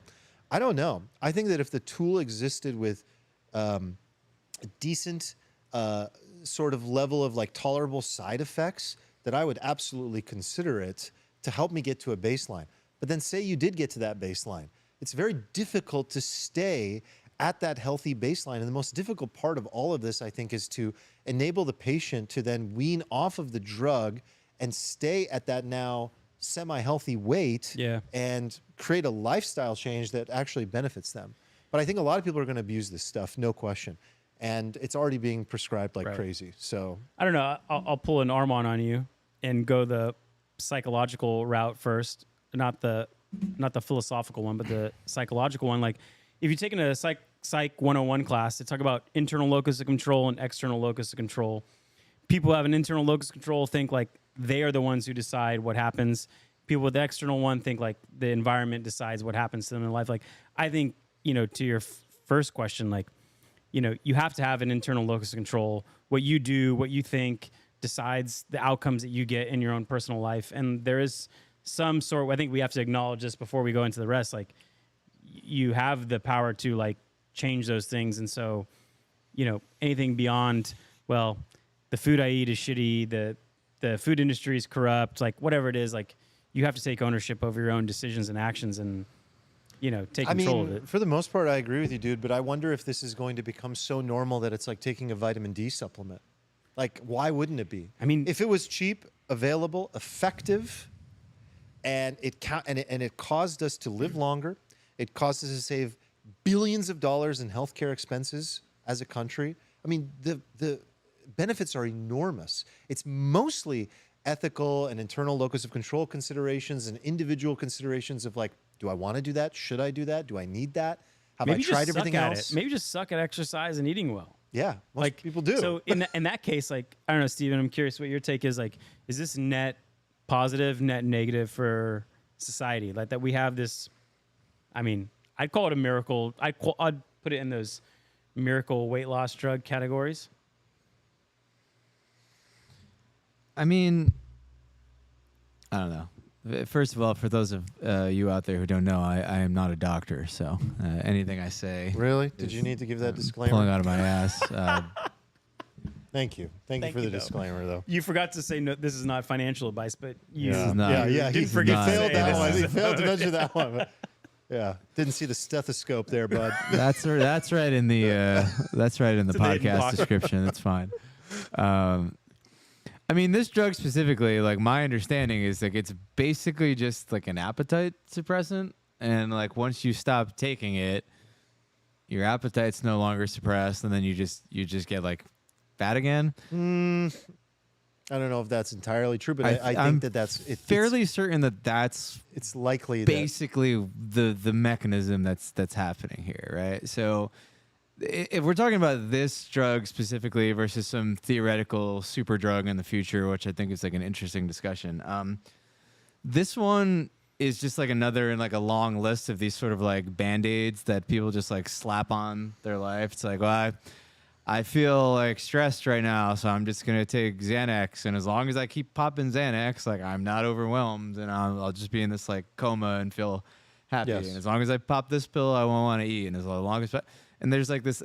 I mean, we did it with coffee. It's just like, well, as long as I keep drinking it, I feel great until I stop. And there's like so many of these dependencies. So like, to the extent that these things are just like little plugs that you stick in like a leaking hole to temporarily stop all the water from gushing out, I don't think they're particularly useful for like the majority of the population. They have like niche use cases, but like everybody will just like abuse them. Like if you go on TikTok right now, there's like a freaking million videos of people talking about, oh, I took Ozempic and I lost 10 pounds before like my wedding and stuff. Like people just want to like abuse these things. They want shortcuts. Like, as you said, like we have this like kind of just like epidemic of people who feel like they don't have control over their life, and they're just like looking to external causes of their problems and then external solutions, and there's sort of like no accountability. So I worry that that's one of the side effects of a society where like everybody just like opens up their little pill pouch every morning and takes 6 pills and everything's fine. Like they just become totally detached from like doing things and getting results, and like what happens when that's the case. But as optimizers, I mean, we talk about like every shortcut we can do. Like we get excited about hacks. We get excited about the productivity we've gotten from AI, from ChatGPT, from Bard. What if this is just another one of those things, like productivity accelerated? Like the less time, equal results as a counterpoint to that. Like, is it not that? To add to it, it's like you have a choice to make here. And ultimately, you will either be left behind and you will comfortably and intentionally choose to be left behind, and you will be the optimized human, or you will keep up with your fellow human by participating in all the healthy air quotes available options with the least amount of side effects available to become superhuman. Because if you don't, the guy next to you who is going to live like 30 years longer than you. And when you're 65 and he's 65, he's going to look and feel like a 40-year-old, and you're going to be 65 and possibly have some sort of condition like heart disease or whatever. So this is where it gets tough. It gets tough, but this is where I think the net positive, net negative conversation comes up for me, because to me that's what it feels like now. Like if you just take us three who are sitting here now, I mean Eric's certainly in this class. I wouldn't necessarily call any of us obese, but the fact is that the majority of Americans are obese, and all of us use health insurance, right? It's kind of mandated. It's a risk pool. The cost of that risk pool averages out, and it's likely that our costs are higher because the furthest end of that risk pool has higher chances of heart disease, of type 2 diabetes, of strokes, of continue to name on the side effects of being obese. So that's what it feels like now. So if we have this thing that Oprah being a sponsor of Weight Watchers didn't work. Every freaking TikTok fitness influencer didn't work. We have healthy meals that can get delivered to your door. Granted, they're a lot more expensive, but that didn't work. So now we have this drug. You inject it every week. It works. It seems like it's got a very high efficacy rate. Like within 48 months, if I'm not mistaken. That's like less than a year to get the 48 weeks, right? Yeah, sorry. 48 weeks. Yeah, 48 weeks. We're talking pretty drastic results to get the result. So net, to me, it seems like a great positive. But then you're addicted. But you have to keep. Also, just what's the cost of this? Like again, like I said, it's like 20. If you can't get it covered, it's like $1,000 a month. It's not cheap. I mean, and especially the Wegovy one. That's another problem. Right, but like that's where we are now. Assume there'll be competition. Every pharmaceutical company is going to like unleash a competitor. Over time, this is very good for that. We'll reach perfect competition. I don't know. Maybe it's $250 a month instead of $1,000. But like to me, I'm still in the camp of like, you need exercise. You need to eat healthy. There's other benefits you get from exercise that don't involve weight loss, mental benefits, longevity, whatever. But like as a society as a whole, this thing is pretty net positive if the mechanism of the weight loss isn't some genetic altering thing. It kind of mimics what happens, inside your body. Well, that's what metformin does. It mimics a day of exercise. Right. So I understand that some of these are going to have like appetite suppressing qualities, but ultimately what this is doing for the body is mimicking a healthy body. The movement, the heart rate, increase, the cardiovascular impact of getting your heart rate up and moving, sweating. That's what you're ultimately mimicking inside the body, which is crazy that we can do that. It's crazy. I don't think that's what this thing's doing. I think this thing is just making you have a caloric deficit, if my understanding of the mechanism is correct, because it's just making you kind of eat less, I think. And I It's think like trying to catch the tail or they're all part of the same equation. they sort of are, but like you could have a caloric deficit and lose weight eating nothing but McDonald's Big Macs. Yeah. Like you could be a low weight and you might kill yourself in other ways. Like I think this could be like a good example of like teaching to the test in a way where like, yeah, you passed, but like at what cost and what does that do at a societal level? Yeah. This is like a larger problem we face when we try to like optimize for like a specific data point, like everybody's weight or something. And then we create this sort of butterfly flapping its wings, kind of chaos. Like all these like random outcomes happen that we didn't foresee because we try to do that, and then like we end up. It seems like we always create a problem, and then we create a new drug for that problem, right. and then we create a new drug for that problem. But that seems good. Like when we're proponents of hacks, like that seems beneficial to me. I want to involve some of the takes from the chat. So Kev Dog mentions like healthier people who are still alive equals more tax revenue. That's one aspect. I mean, scroll up to Balbo's. He asked if like it's in the government's. Do you think that it is in the government's best interest to stop people from taking these drugs? But will people really live longer if they're eating like crap? The government is going to take control of these drugs. Exercises? That's the first thing the government's going to do. There's going to be more competition, right? And there's going to be all this great pharma innovation. But then the government's going to step in and take control of this entire industry for sure. But it helps them if we systemically decrease healthcare costs. Absolutely. And people live longer. I have a different take age. on the government question. I think it's in the government's best interest if people do take these drugs. Yes. Because I think the government, not in like a sinister kind of premeditated sort of way, but like the sort of organism that is the government, like it thrives on dependency. Mm-hmm. Like it likes to create dependency in the populace. That's where like the incentives go, and like you see this like in a lot of places in society. Like we like to create dependencies in the population where people are dependent on the government. They're dependent on the people in power, because once that happens, there's this like relationship where those people have a reason to exist. Yeah, those institutions have a reason to exist, and then they thrive. Like this is part of the reason we have a lot of the problems today. So no, I think the opposite is true. I think the government would love this. I think the government would love to control all of the pills. Yes, that give you all of the things that they want and to be like the gatekeeper. That's what I'm saying. Was it in 1984 the Somas? Yeah. Yeah. I mean, but like I would have preferred a different variation of this to play out, which is essentially like the government tells health insurance companies to incentivize people for preventive medicine.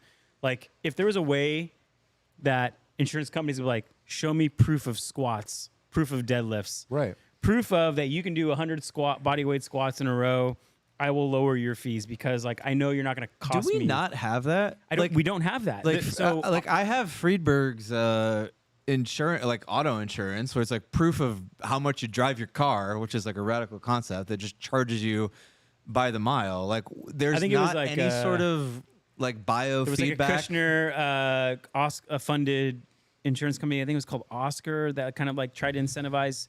They try to attract only healthy people. Okay. I don't know how they did the verification mechanism. I know why this doesn't exist. It's because the entire healthcare system, like Obamacare, as it was created, like my understanding is it was sort of predicated on the healthy people subsidizing the unhealthy people, right? Like if you make the statement that's what a risk pool is, right? Yeah, like if you make the statement that like we're not going to deny anybody healthcare, well, like the money doesn't just magically grow on the trees. You're just shifting the cost burden from one group to another group, right? So I guess that question is just like it just wouldn't work with the way health insurance exists. Like you would have a situation where you and I pay like $70 a month instead of like $350 for nothing, and then like grandma pays like $3,000. But then that's not sustainable for society. So that's like another freaking problem. Did you guys have this thing? So I remember in like first, second, third grade, they introduced this thing. It was like the Presidential Fitness Award. Yeah. Yeah, and it was like you had to do. There's no way that as still like exists. a youth, that's definitely been canceled. You had to do a certain amount of exercises, a certain amount of reps. Like you had to stretch certain long. It was a test. It was a test. And if you got it, there was like two rankings. One was like Presidential Fitness Award. There was like a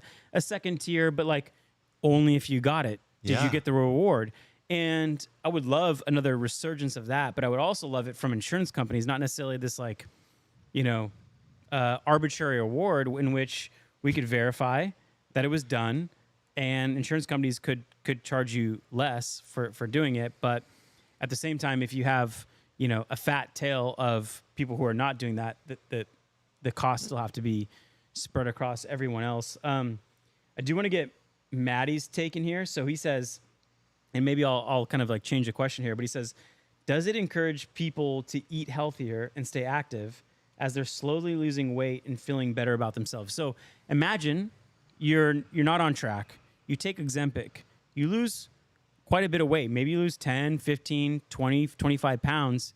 Does that then encourage like a healthy lifestyle? Because you're like, your identity changes. You're not obese. You're, you know, normal weight. Maybe you identify as someone who's like healthy and is active. There's like, different is there types something of to users, right? Like the healthy users that are doing it for the right reason, yes, absolutely, and that's probably the majority of people.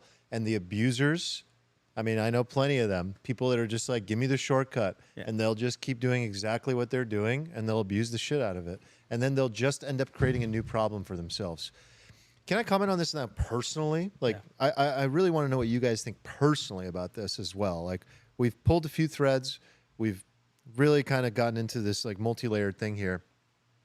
I think ultimately a lot of it comes down to like the foundation of how you want to see the world and how you want to see like society evolve. And there's always going to be new progressive technologies. I view this as just another progressive technology, just like AI. Like, why is it any different? We have a tool that enables you to live longer, be healthier, side effects, lose more weight, prevent cardiovascular disease, you know, get out of type 2 diabetes, all these like positive benefits of these miracle pills. This is like the second inning of all of this. Like, we're just barely into the world of like vaccines, and not the kind of vaccines that we're really, you know, we're talking about over the last few years. The good, you know, the ones that were not name only. You know, the ones that, like the ones we're allowed to talk about. Yeah. And we're demonetized. And you got all these vaccines, you got all this innovation in the last, you know, particularly in the last 125 years, 150 years. And the pace of like longevity is just rapidly increasing. And I think we're just barely in the second inning of this. And this is just technology. So then the question becomes, okay, if that's true, how much should we be like living on the farm, being the carnivore Aurelius, taking in the sun to live longer instead of like injecting ourselves with some sort of newfound miracle drug, miracle pill? You know, should I be just like barefoot in the grass?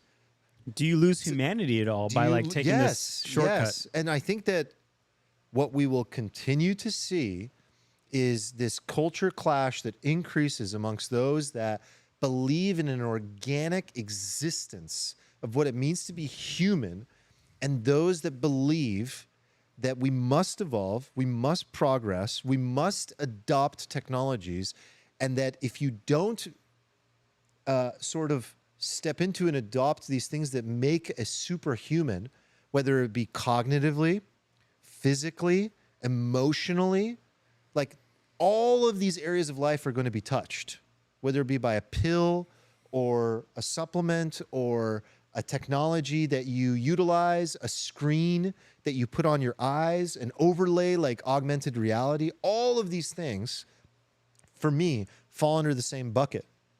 Either adopt or die. But the die, I think that other camp is saying, no, I don't think we're going to die by not adopting these things.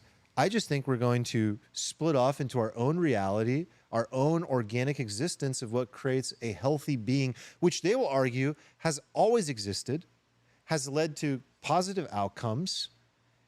I don't know. I think the answer is honestly somewhere in the middle for me, where these things need to be utilized in a way where you are doing both. You are a healthy human being who is organically living a quality existence, eating healthy food, exercising, doing all the right things, monitoring your screen time, not going too far in any one direction, and yet also being selective about the types of technologies that you adopt into your life so that you don't get completely left behind, but that you also don't become so overly absorbed into that world of functioning as this like cyborg, and that there's nothing to you. There's no soul to you anymore because you've just become this cyborg that just rapidly adopts every single technology as quickly as possible to find an edge and keep up with the Joneses. The new keeping up with the Joneses is not like, oh, my neighbor got a Ferrari, I need a Ferrari.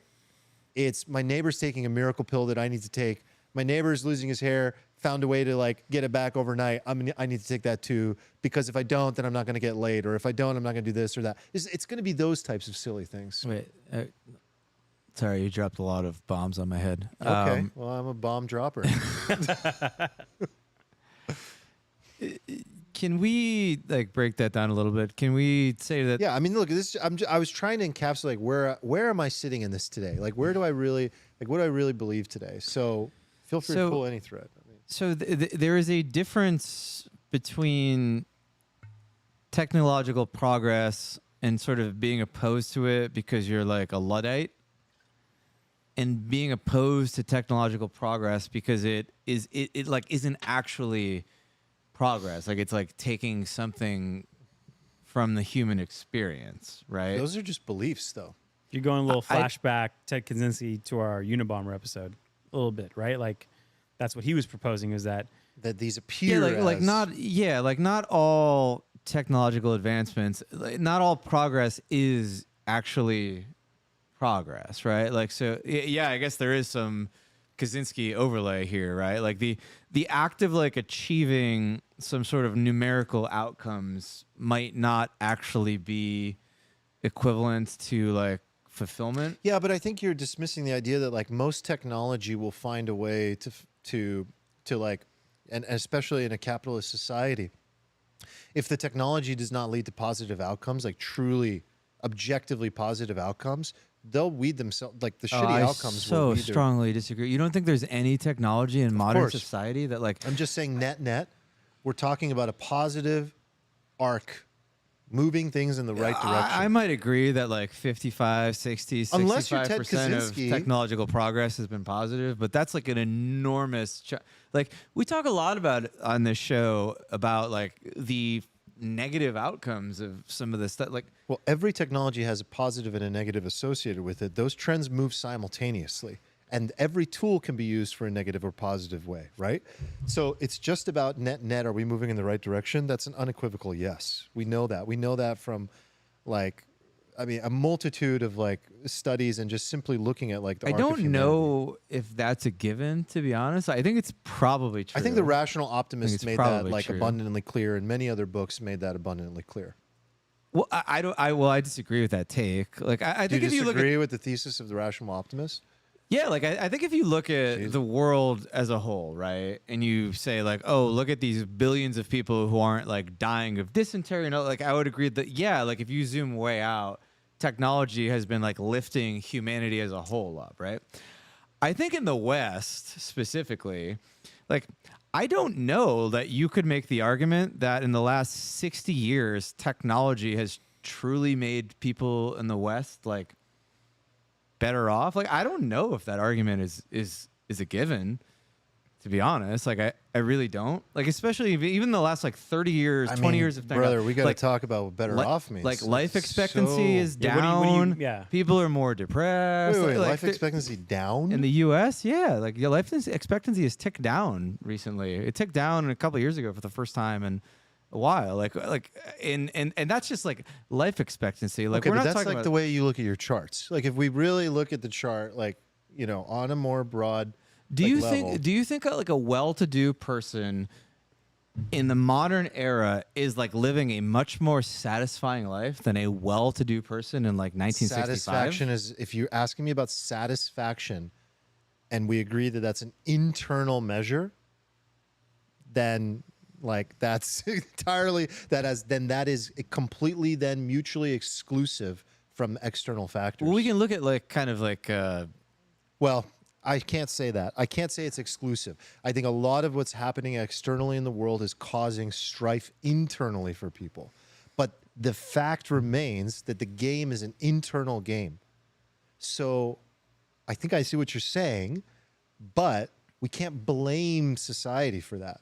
I'm not blaming society. I'm just saying that like technology isn't like this panacea that we make it out to be. That it like has like rapidly diminishing returns. Do you not agree that like think. externally facing and looking, my food is more rapidly available and healthy?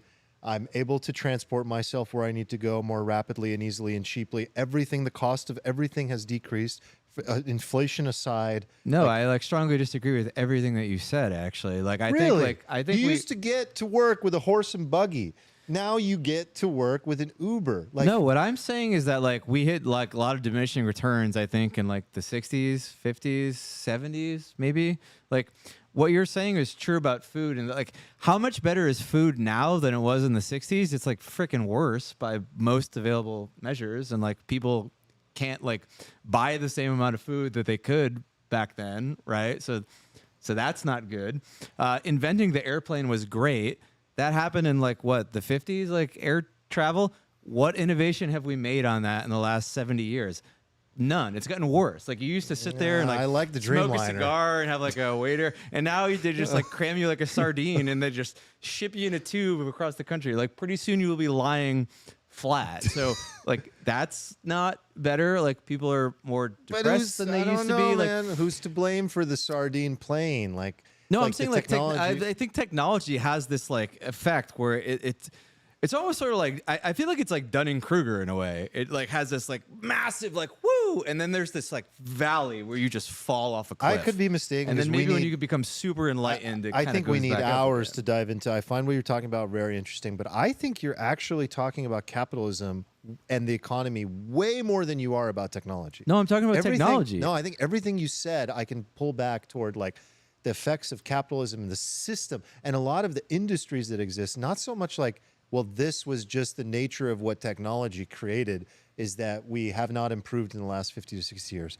I think technology has been doing its thing. I think just technology has not improved people's lives as much as we think it has. This is a similar, like, is it similar to a Peter Thiel take he has? He has like a similar take, like in the last 30 years, like it hasn't lived up to hype. Like we had, orders of magnitude impact on our life in 70s, 80s, maybe 90s. Yes. And then do you remember our goat invention?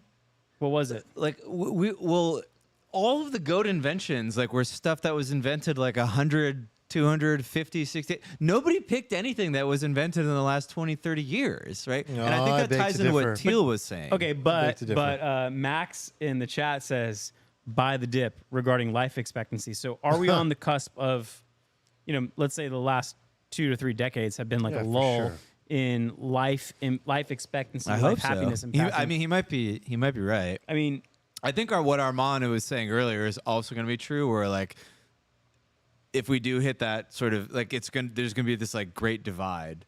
Like normally, if we get to the point where like Elon invents the Roadster and it costs $250K and nobody can buy it except like 100 people, it's like whatever for society, right? But when somebody invents the technology to live 300 years and it costs $90 million, that's something society hasn't dealt with before, right? Where like literally not dying becomes like a matter of money. That's like a just you guys wait. We'll still be doing this podcast. It'll be cities and farms, compounds, people that live on these compounds, living the carnivore Aurelius life. It will become very popular. It's not popular today. It will become very popular. We had lunch with a friend. We had lunch with a friend. We won't mention his name, but yeah, he's doing it. He has his own. Feel free to DM us. We can make you an intro. You can live on his compound. He's looking for long-term life friend partners to live on this compound in Northern California. I mean, he's doing it. There are people that are doing it, and it will become a very clear decision. And ultimately what it comes down to, I think it's going to come down to something as important as religion for people. This is almost a fundamental question of how you want to exist in the world. I think it's a big deal. And then the rest of the people will be living in these, like, you see those crazy ass like animations of what a city in Saudi Arabia might look like, when it's like all boxed into this like the wall city. Or like there was another one in UAE or in Qatar that they proposed, and these are like these $1 trillion, fucking cities. Like, yeah, I think like that's going to be the decision. Do you live in the most extreme version of, and of course there's always the middle, and people will still want to live in their little villages and stuff. So but like society has these like natural mean reversions or natural backlashes. Ebbs and flows, right? Like we go super hard into technology, and then there's like this movement. It's like, no guys, let's do a dopamine detox. Let's go out, in nature and get some sun. Like it has these natural ebbs and flows. And I think like this Ozempic style drug is not going to get a huge backlash. I think people are going to like gladly accept it. But let's take a little step further. I think Steven in the Discord earlier today, you mentioned like, what is the next step? So what happens if you could take an injectable or a pill? And obviously we're just having fun here, but like, I don't know, maybe makes your jawline a little better, makes you look better. Where is the line that we draw where like, I don't know, we're questioning our own humanity here, because it may come.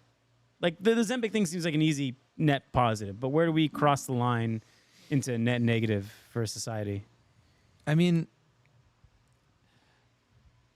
I guess with like the let's imagine it's Ozempic, but it's better. It's like literally just a pill that makes you skinny, and you don't have to keep taking it, and there are no kind of negative side effects. Like you do cocaine, you'll get skinny, but right, like you just take it and you just get skinny, right? And then we do that.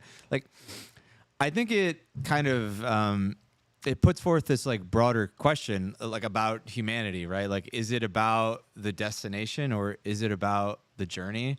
Like, if you could wake up in the morning and just take a pill and be like rich, good looking, skinny, you can dunk a basketball, you can play like have amazing calves, Chopin without even ever having played the piano, like everything. Like, would you really be happy? Like, I feel like you wouldn't. Like, I feel like there's this like kind of absolutely integral part of humanity that is this like process, right?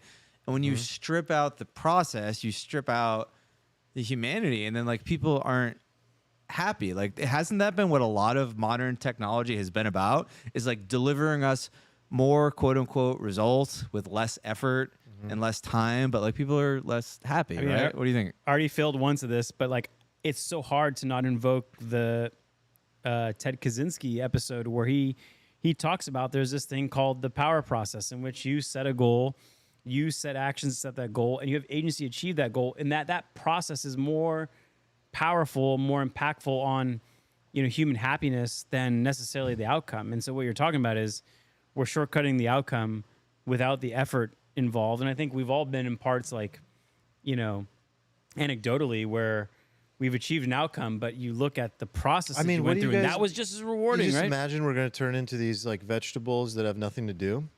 I think that's just a meme. I think Isn't there a movie no, about that? it's happening. Isn't it not like happening right in front of your eyes, though? It is happening in front of our eyes. But I think one of the things that's important, Mark Andreessen was talking about this in the Lex Friedman episode, which is, all his episodes are so long, but he alluded to this like idea of the religion of techno-optimism that often like really, especially in like Silicon Valley, is starting to take over.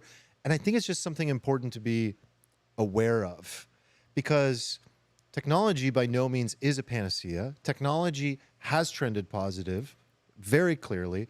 And like, it is starting to become in many ways for many people a blind spot. And I think that's important, especially in like certain bubbles, to be aware of, because you start to believe that every problem can be resolved with technology. And that's where the other side of my argument, and that's why there is no clear argument yet for me. It's like there is this lifestyle of the person who's really in tune with nature and doing things in an organic way, in a healthy way, who might outlive the person who's doing things and they're just progressing as quickly as possible and taking every sort of shortcut that they can to compete with the person next door. The only way to compete, or the only way to win that competition, by the way, is to exit the game, to exit the rat race. That's why these compounds are so popular. That's why the idea of exiting the rat race is so popular, because you start to realize that happiness is actually an internal game, and that the only way for me to outcompete this person is to not play the game at all in the first place.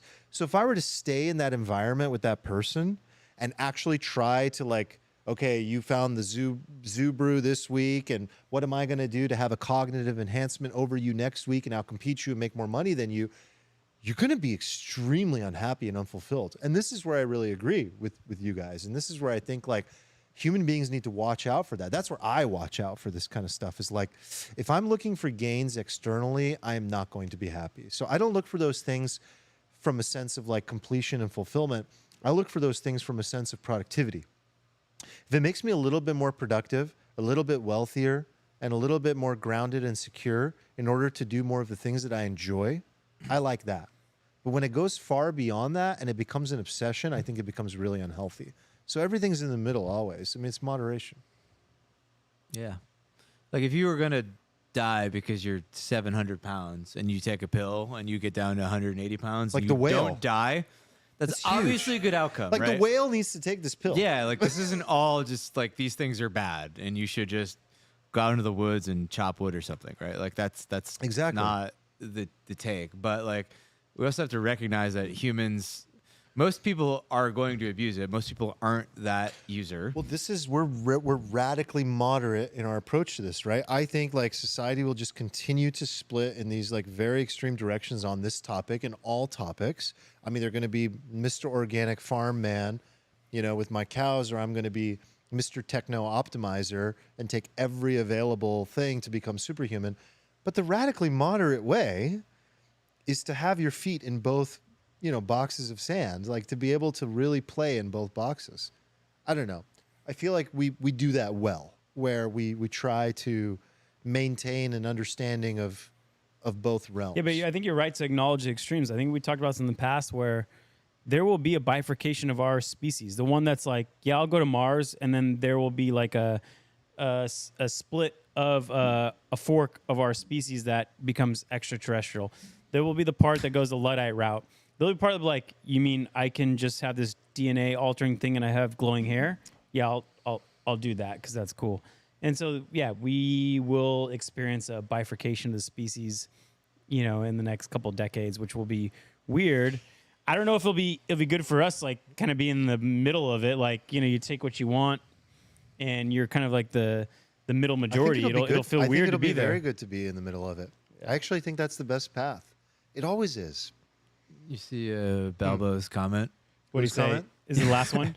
It will be people spamming the dopamine button versus people with self-control and focus. I mean, yeah. That is kind of what it is. Like, That is what it is. When you take a pill, right? If you take a pill that makes you magically feel good, like ultimately you are sort of pushing a button. That's why we like the pills. It's like a button. But then, like, what are you ultimately trying to get? Well, maybe you're ultimately trying to get a hit of dopamine. But then, like, where does that line break down? Like, at what point are you just in like the Matrix and you're like, yep, blue pill, and then we just give you a button and you just hit it and feel good, and then you don't live any life. You just get like you just get dopamine spammed, and like you feel good, but like you're just a guy in a chair spamming a button. Like where? Then you're a battery for the machines in the Matrix. Like where does that line get crossed where you've gone too far? Because I agree like that, like there are these areas where like we can use these things as tools, and like it'd be great if like we had an option to just not die of diabetes, and like it would be stupid to not take this drug. But then obviously taking it to its extreme, like what are we doing as humans? We are trying to just like kind of get a fix in a way, and then people take that too far, and then they're just a certain percentage of zombies. Society always will, and it's unfortunate, but that's the way it'll go. And a certain percentage of society will say, I am never touching that. You couldn't pay me to touch that. You know, it'll just be that way. But I think the right answer is definitely somewhere in the middle. We'll see. We'll be here in 20 years doing this podcast. We'll talk about it, right? Yeah. I don't know. Just want to give a shout out to Tunsky, Baldo, Kaz, Kate Johnson, Max. If I missed you, sorry, but thanks for chiming in the chat. It's been fun. It was a fun chat today. We had a great chat tonight. You guys were having some really fun good. discussions Yeah, up Kev there. Dog, Well, you know, Adam as well. It's a great yeah, fucking it's community, been man. really good having the chat. Hey, And- when's the next meetup? Someone was asking me. Oh, the next meetup might be permissionless in Austin. Possibly. Yeah, we need to go to permission. Is that on the calendar? I think there might be at least quorum of the four of us. I gotta I be there. I will be there. I'm Wait, committing when to is being this? there. I'm just hearing September. Got to get this on the calendar, Early. boys. It's on my calendar. Yeah, we got to get a little Airbnb going. Okay. And, Are we doing a Alfalfa meetup? House. Real quick, Yes. since for those of you who are I'm committing to meet up. have reached it to this end of the podcast, I'll tell you a little secret. We've also been streaming on Twitch for the last 3 episodes. Wait, really? Wait, yeah, really? people don't know You this. turn this on? Nobody if you go knows to- that except you. I know. So if you go to twitch.tv/alfalfapod, we've been streaming on there. And what I would ask of you is like, what are we doing wrong? there? Can we fix it? Is it look wrong? Is it look right? For those of you, especially who are used to watching Twitch streams, give us some tips how we can improve it. But yeah, the last 3, 4, 5 episodes, we've been on there. I don't even know how it works, I'll be honest. But it's They're on not there. getting saved, right? I Can we at don't least switch it I to don't know. save it? I don't know. I know it's Okay. live there now. Nice. We've been doing it. You you can have it, anyway, save it. if anyone who's listening has experience save watching stuff? streams No, on there, God, you guys are such boomers. Oh, fuck. I said the boomer thing. yeah, you said I the like boomer when I thing. do that. Keeps us whole. All right, you know? before we close out, any last words on either topics? Money, Ozempic, weight loss. No, Future no. technology? I am fulfilled. I feel like I've said my I piece. gotta gotta say- tell the community, it is hard to get Steven to be like content at the end of an episode. So we have Happy Steven today, and that Yeah, we That's should a we win in should my give book. access to the overtime mic Yeah. because Should you we know give to him hear the pre Steven, and the post? I feel Yeah. good about Pre and this the post episode. rambles. There will be no disgruntled conversations. disgruntled. At the, Yeah. I will not like put my drink down and go at the end of this one. I gotta say I like it. our bottle amount. We're Dude. about halfway through with Eric. Without We Eric drink- here, well, you know, I there's drink, no one I really drank way less. Today. pull the weight. Yeah, I didn't have any of I'm that. the only one pulling my. I Rose's actually weight was here. drinking the mezcal today because I was Yeah, I like, saw I don't you. know, I saw it saw there. I you. was like, yeah, I'll just go with You that. son of a bitch. Son of a jackal is the correct nomenclature, actually. No, I'm whatever. out. I gotta go All right. to a dinner. All right, guys. Well, appreciate you joining on the live. Like I said, if you're just listening in, subscribe to the YouTube channel. All the links are at alfalfapod.com. We love you very much. Special shout out to Tunsky and Julian. Thank you for donating. We appreciate you Legends. very much. I think that's it for us tonight. Ciao, ciao. See you guys later. See you next week. Bye.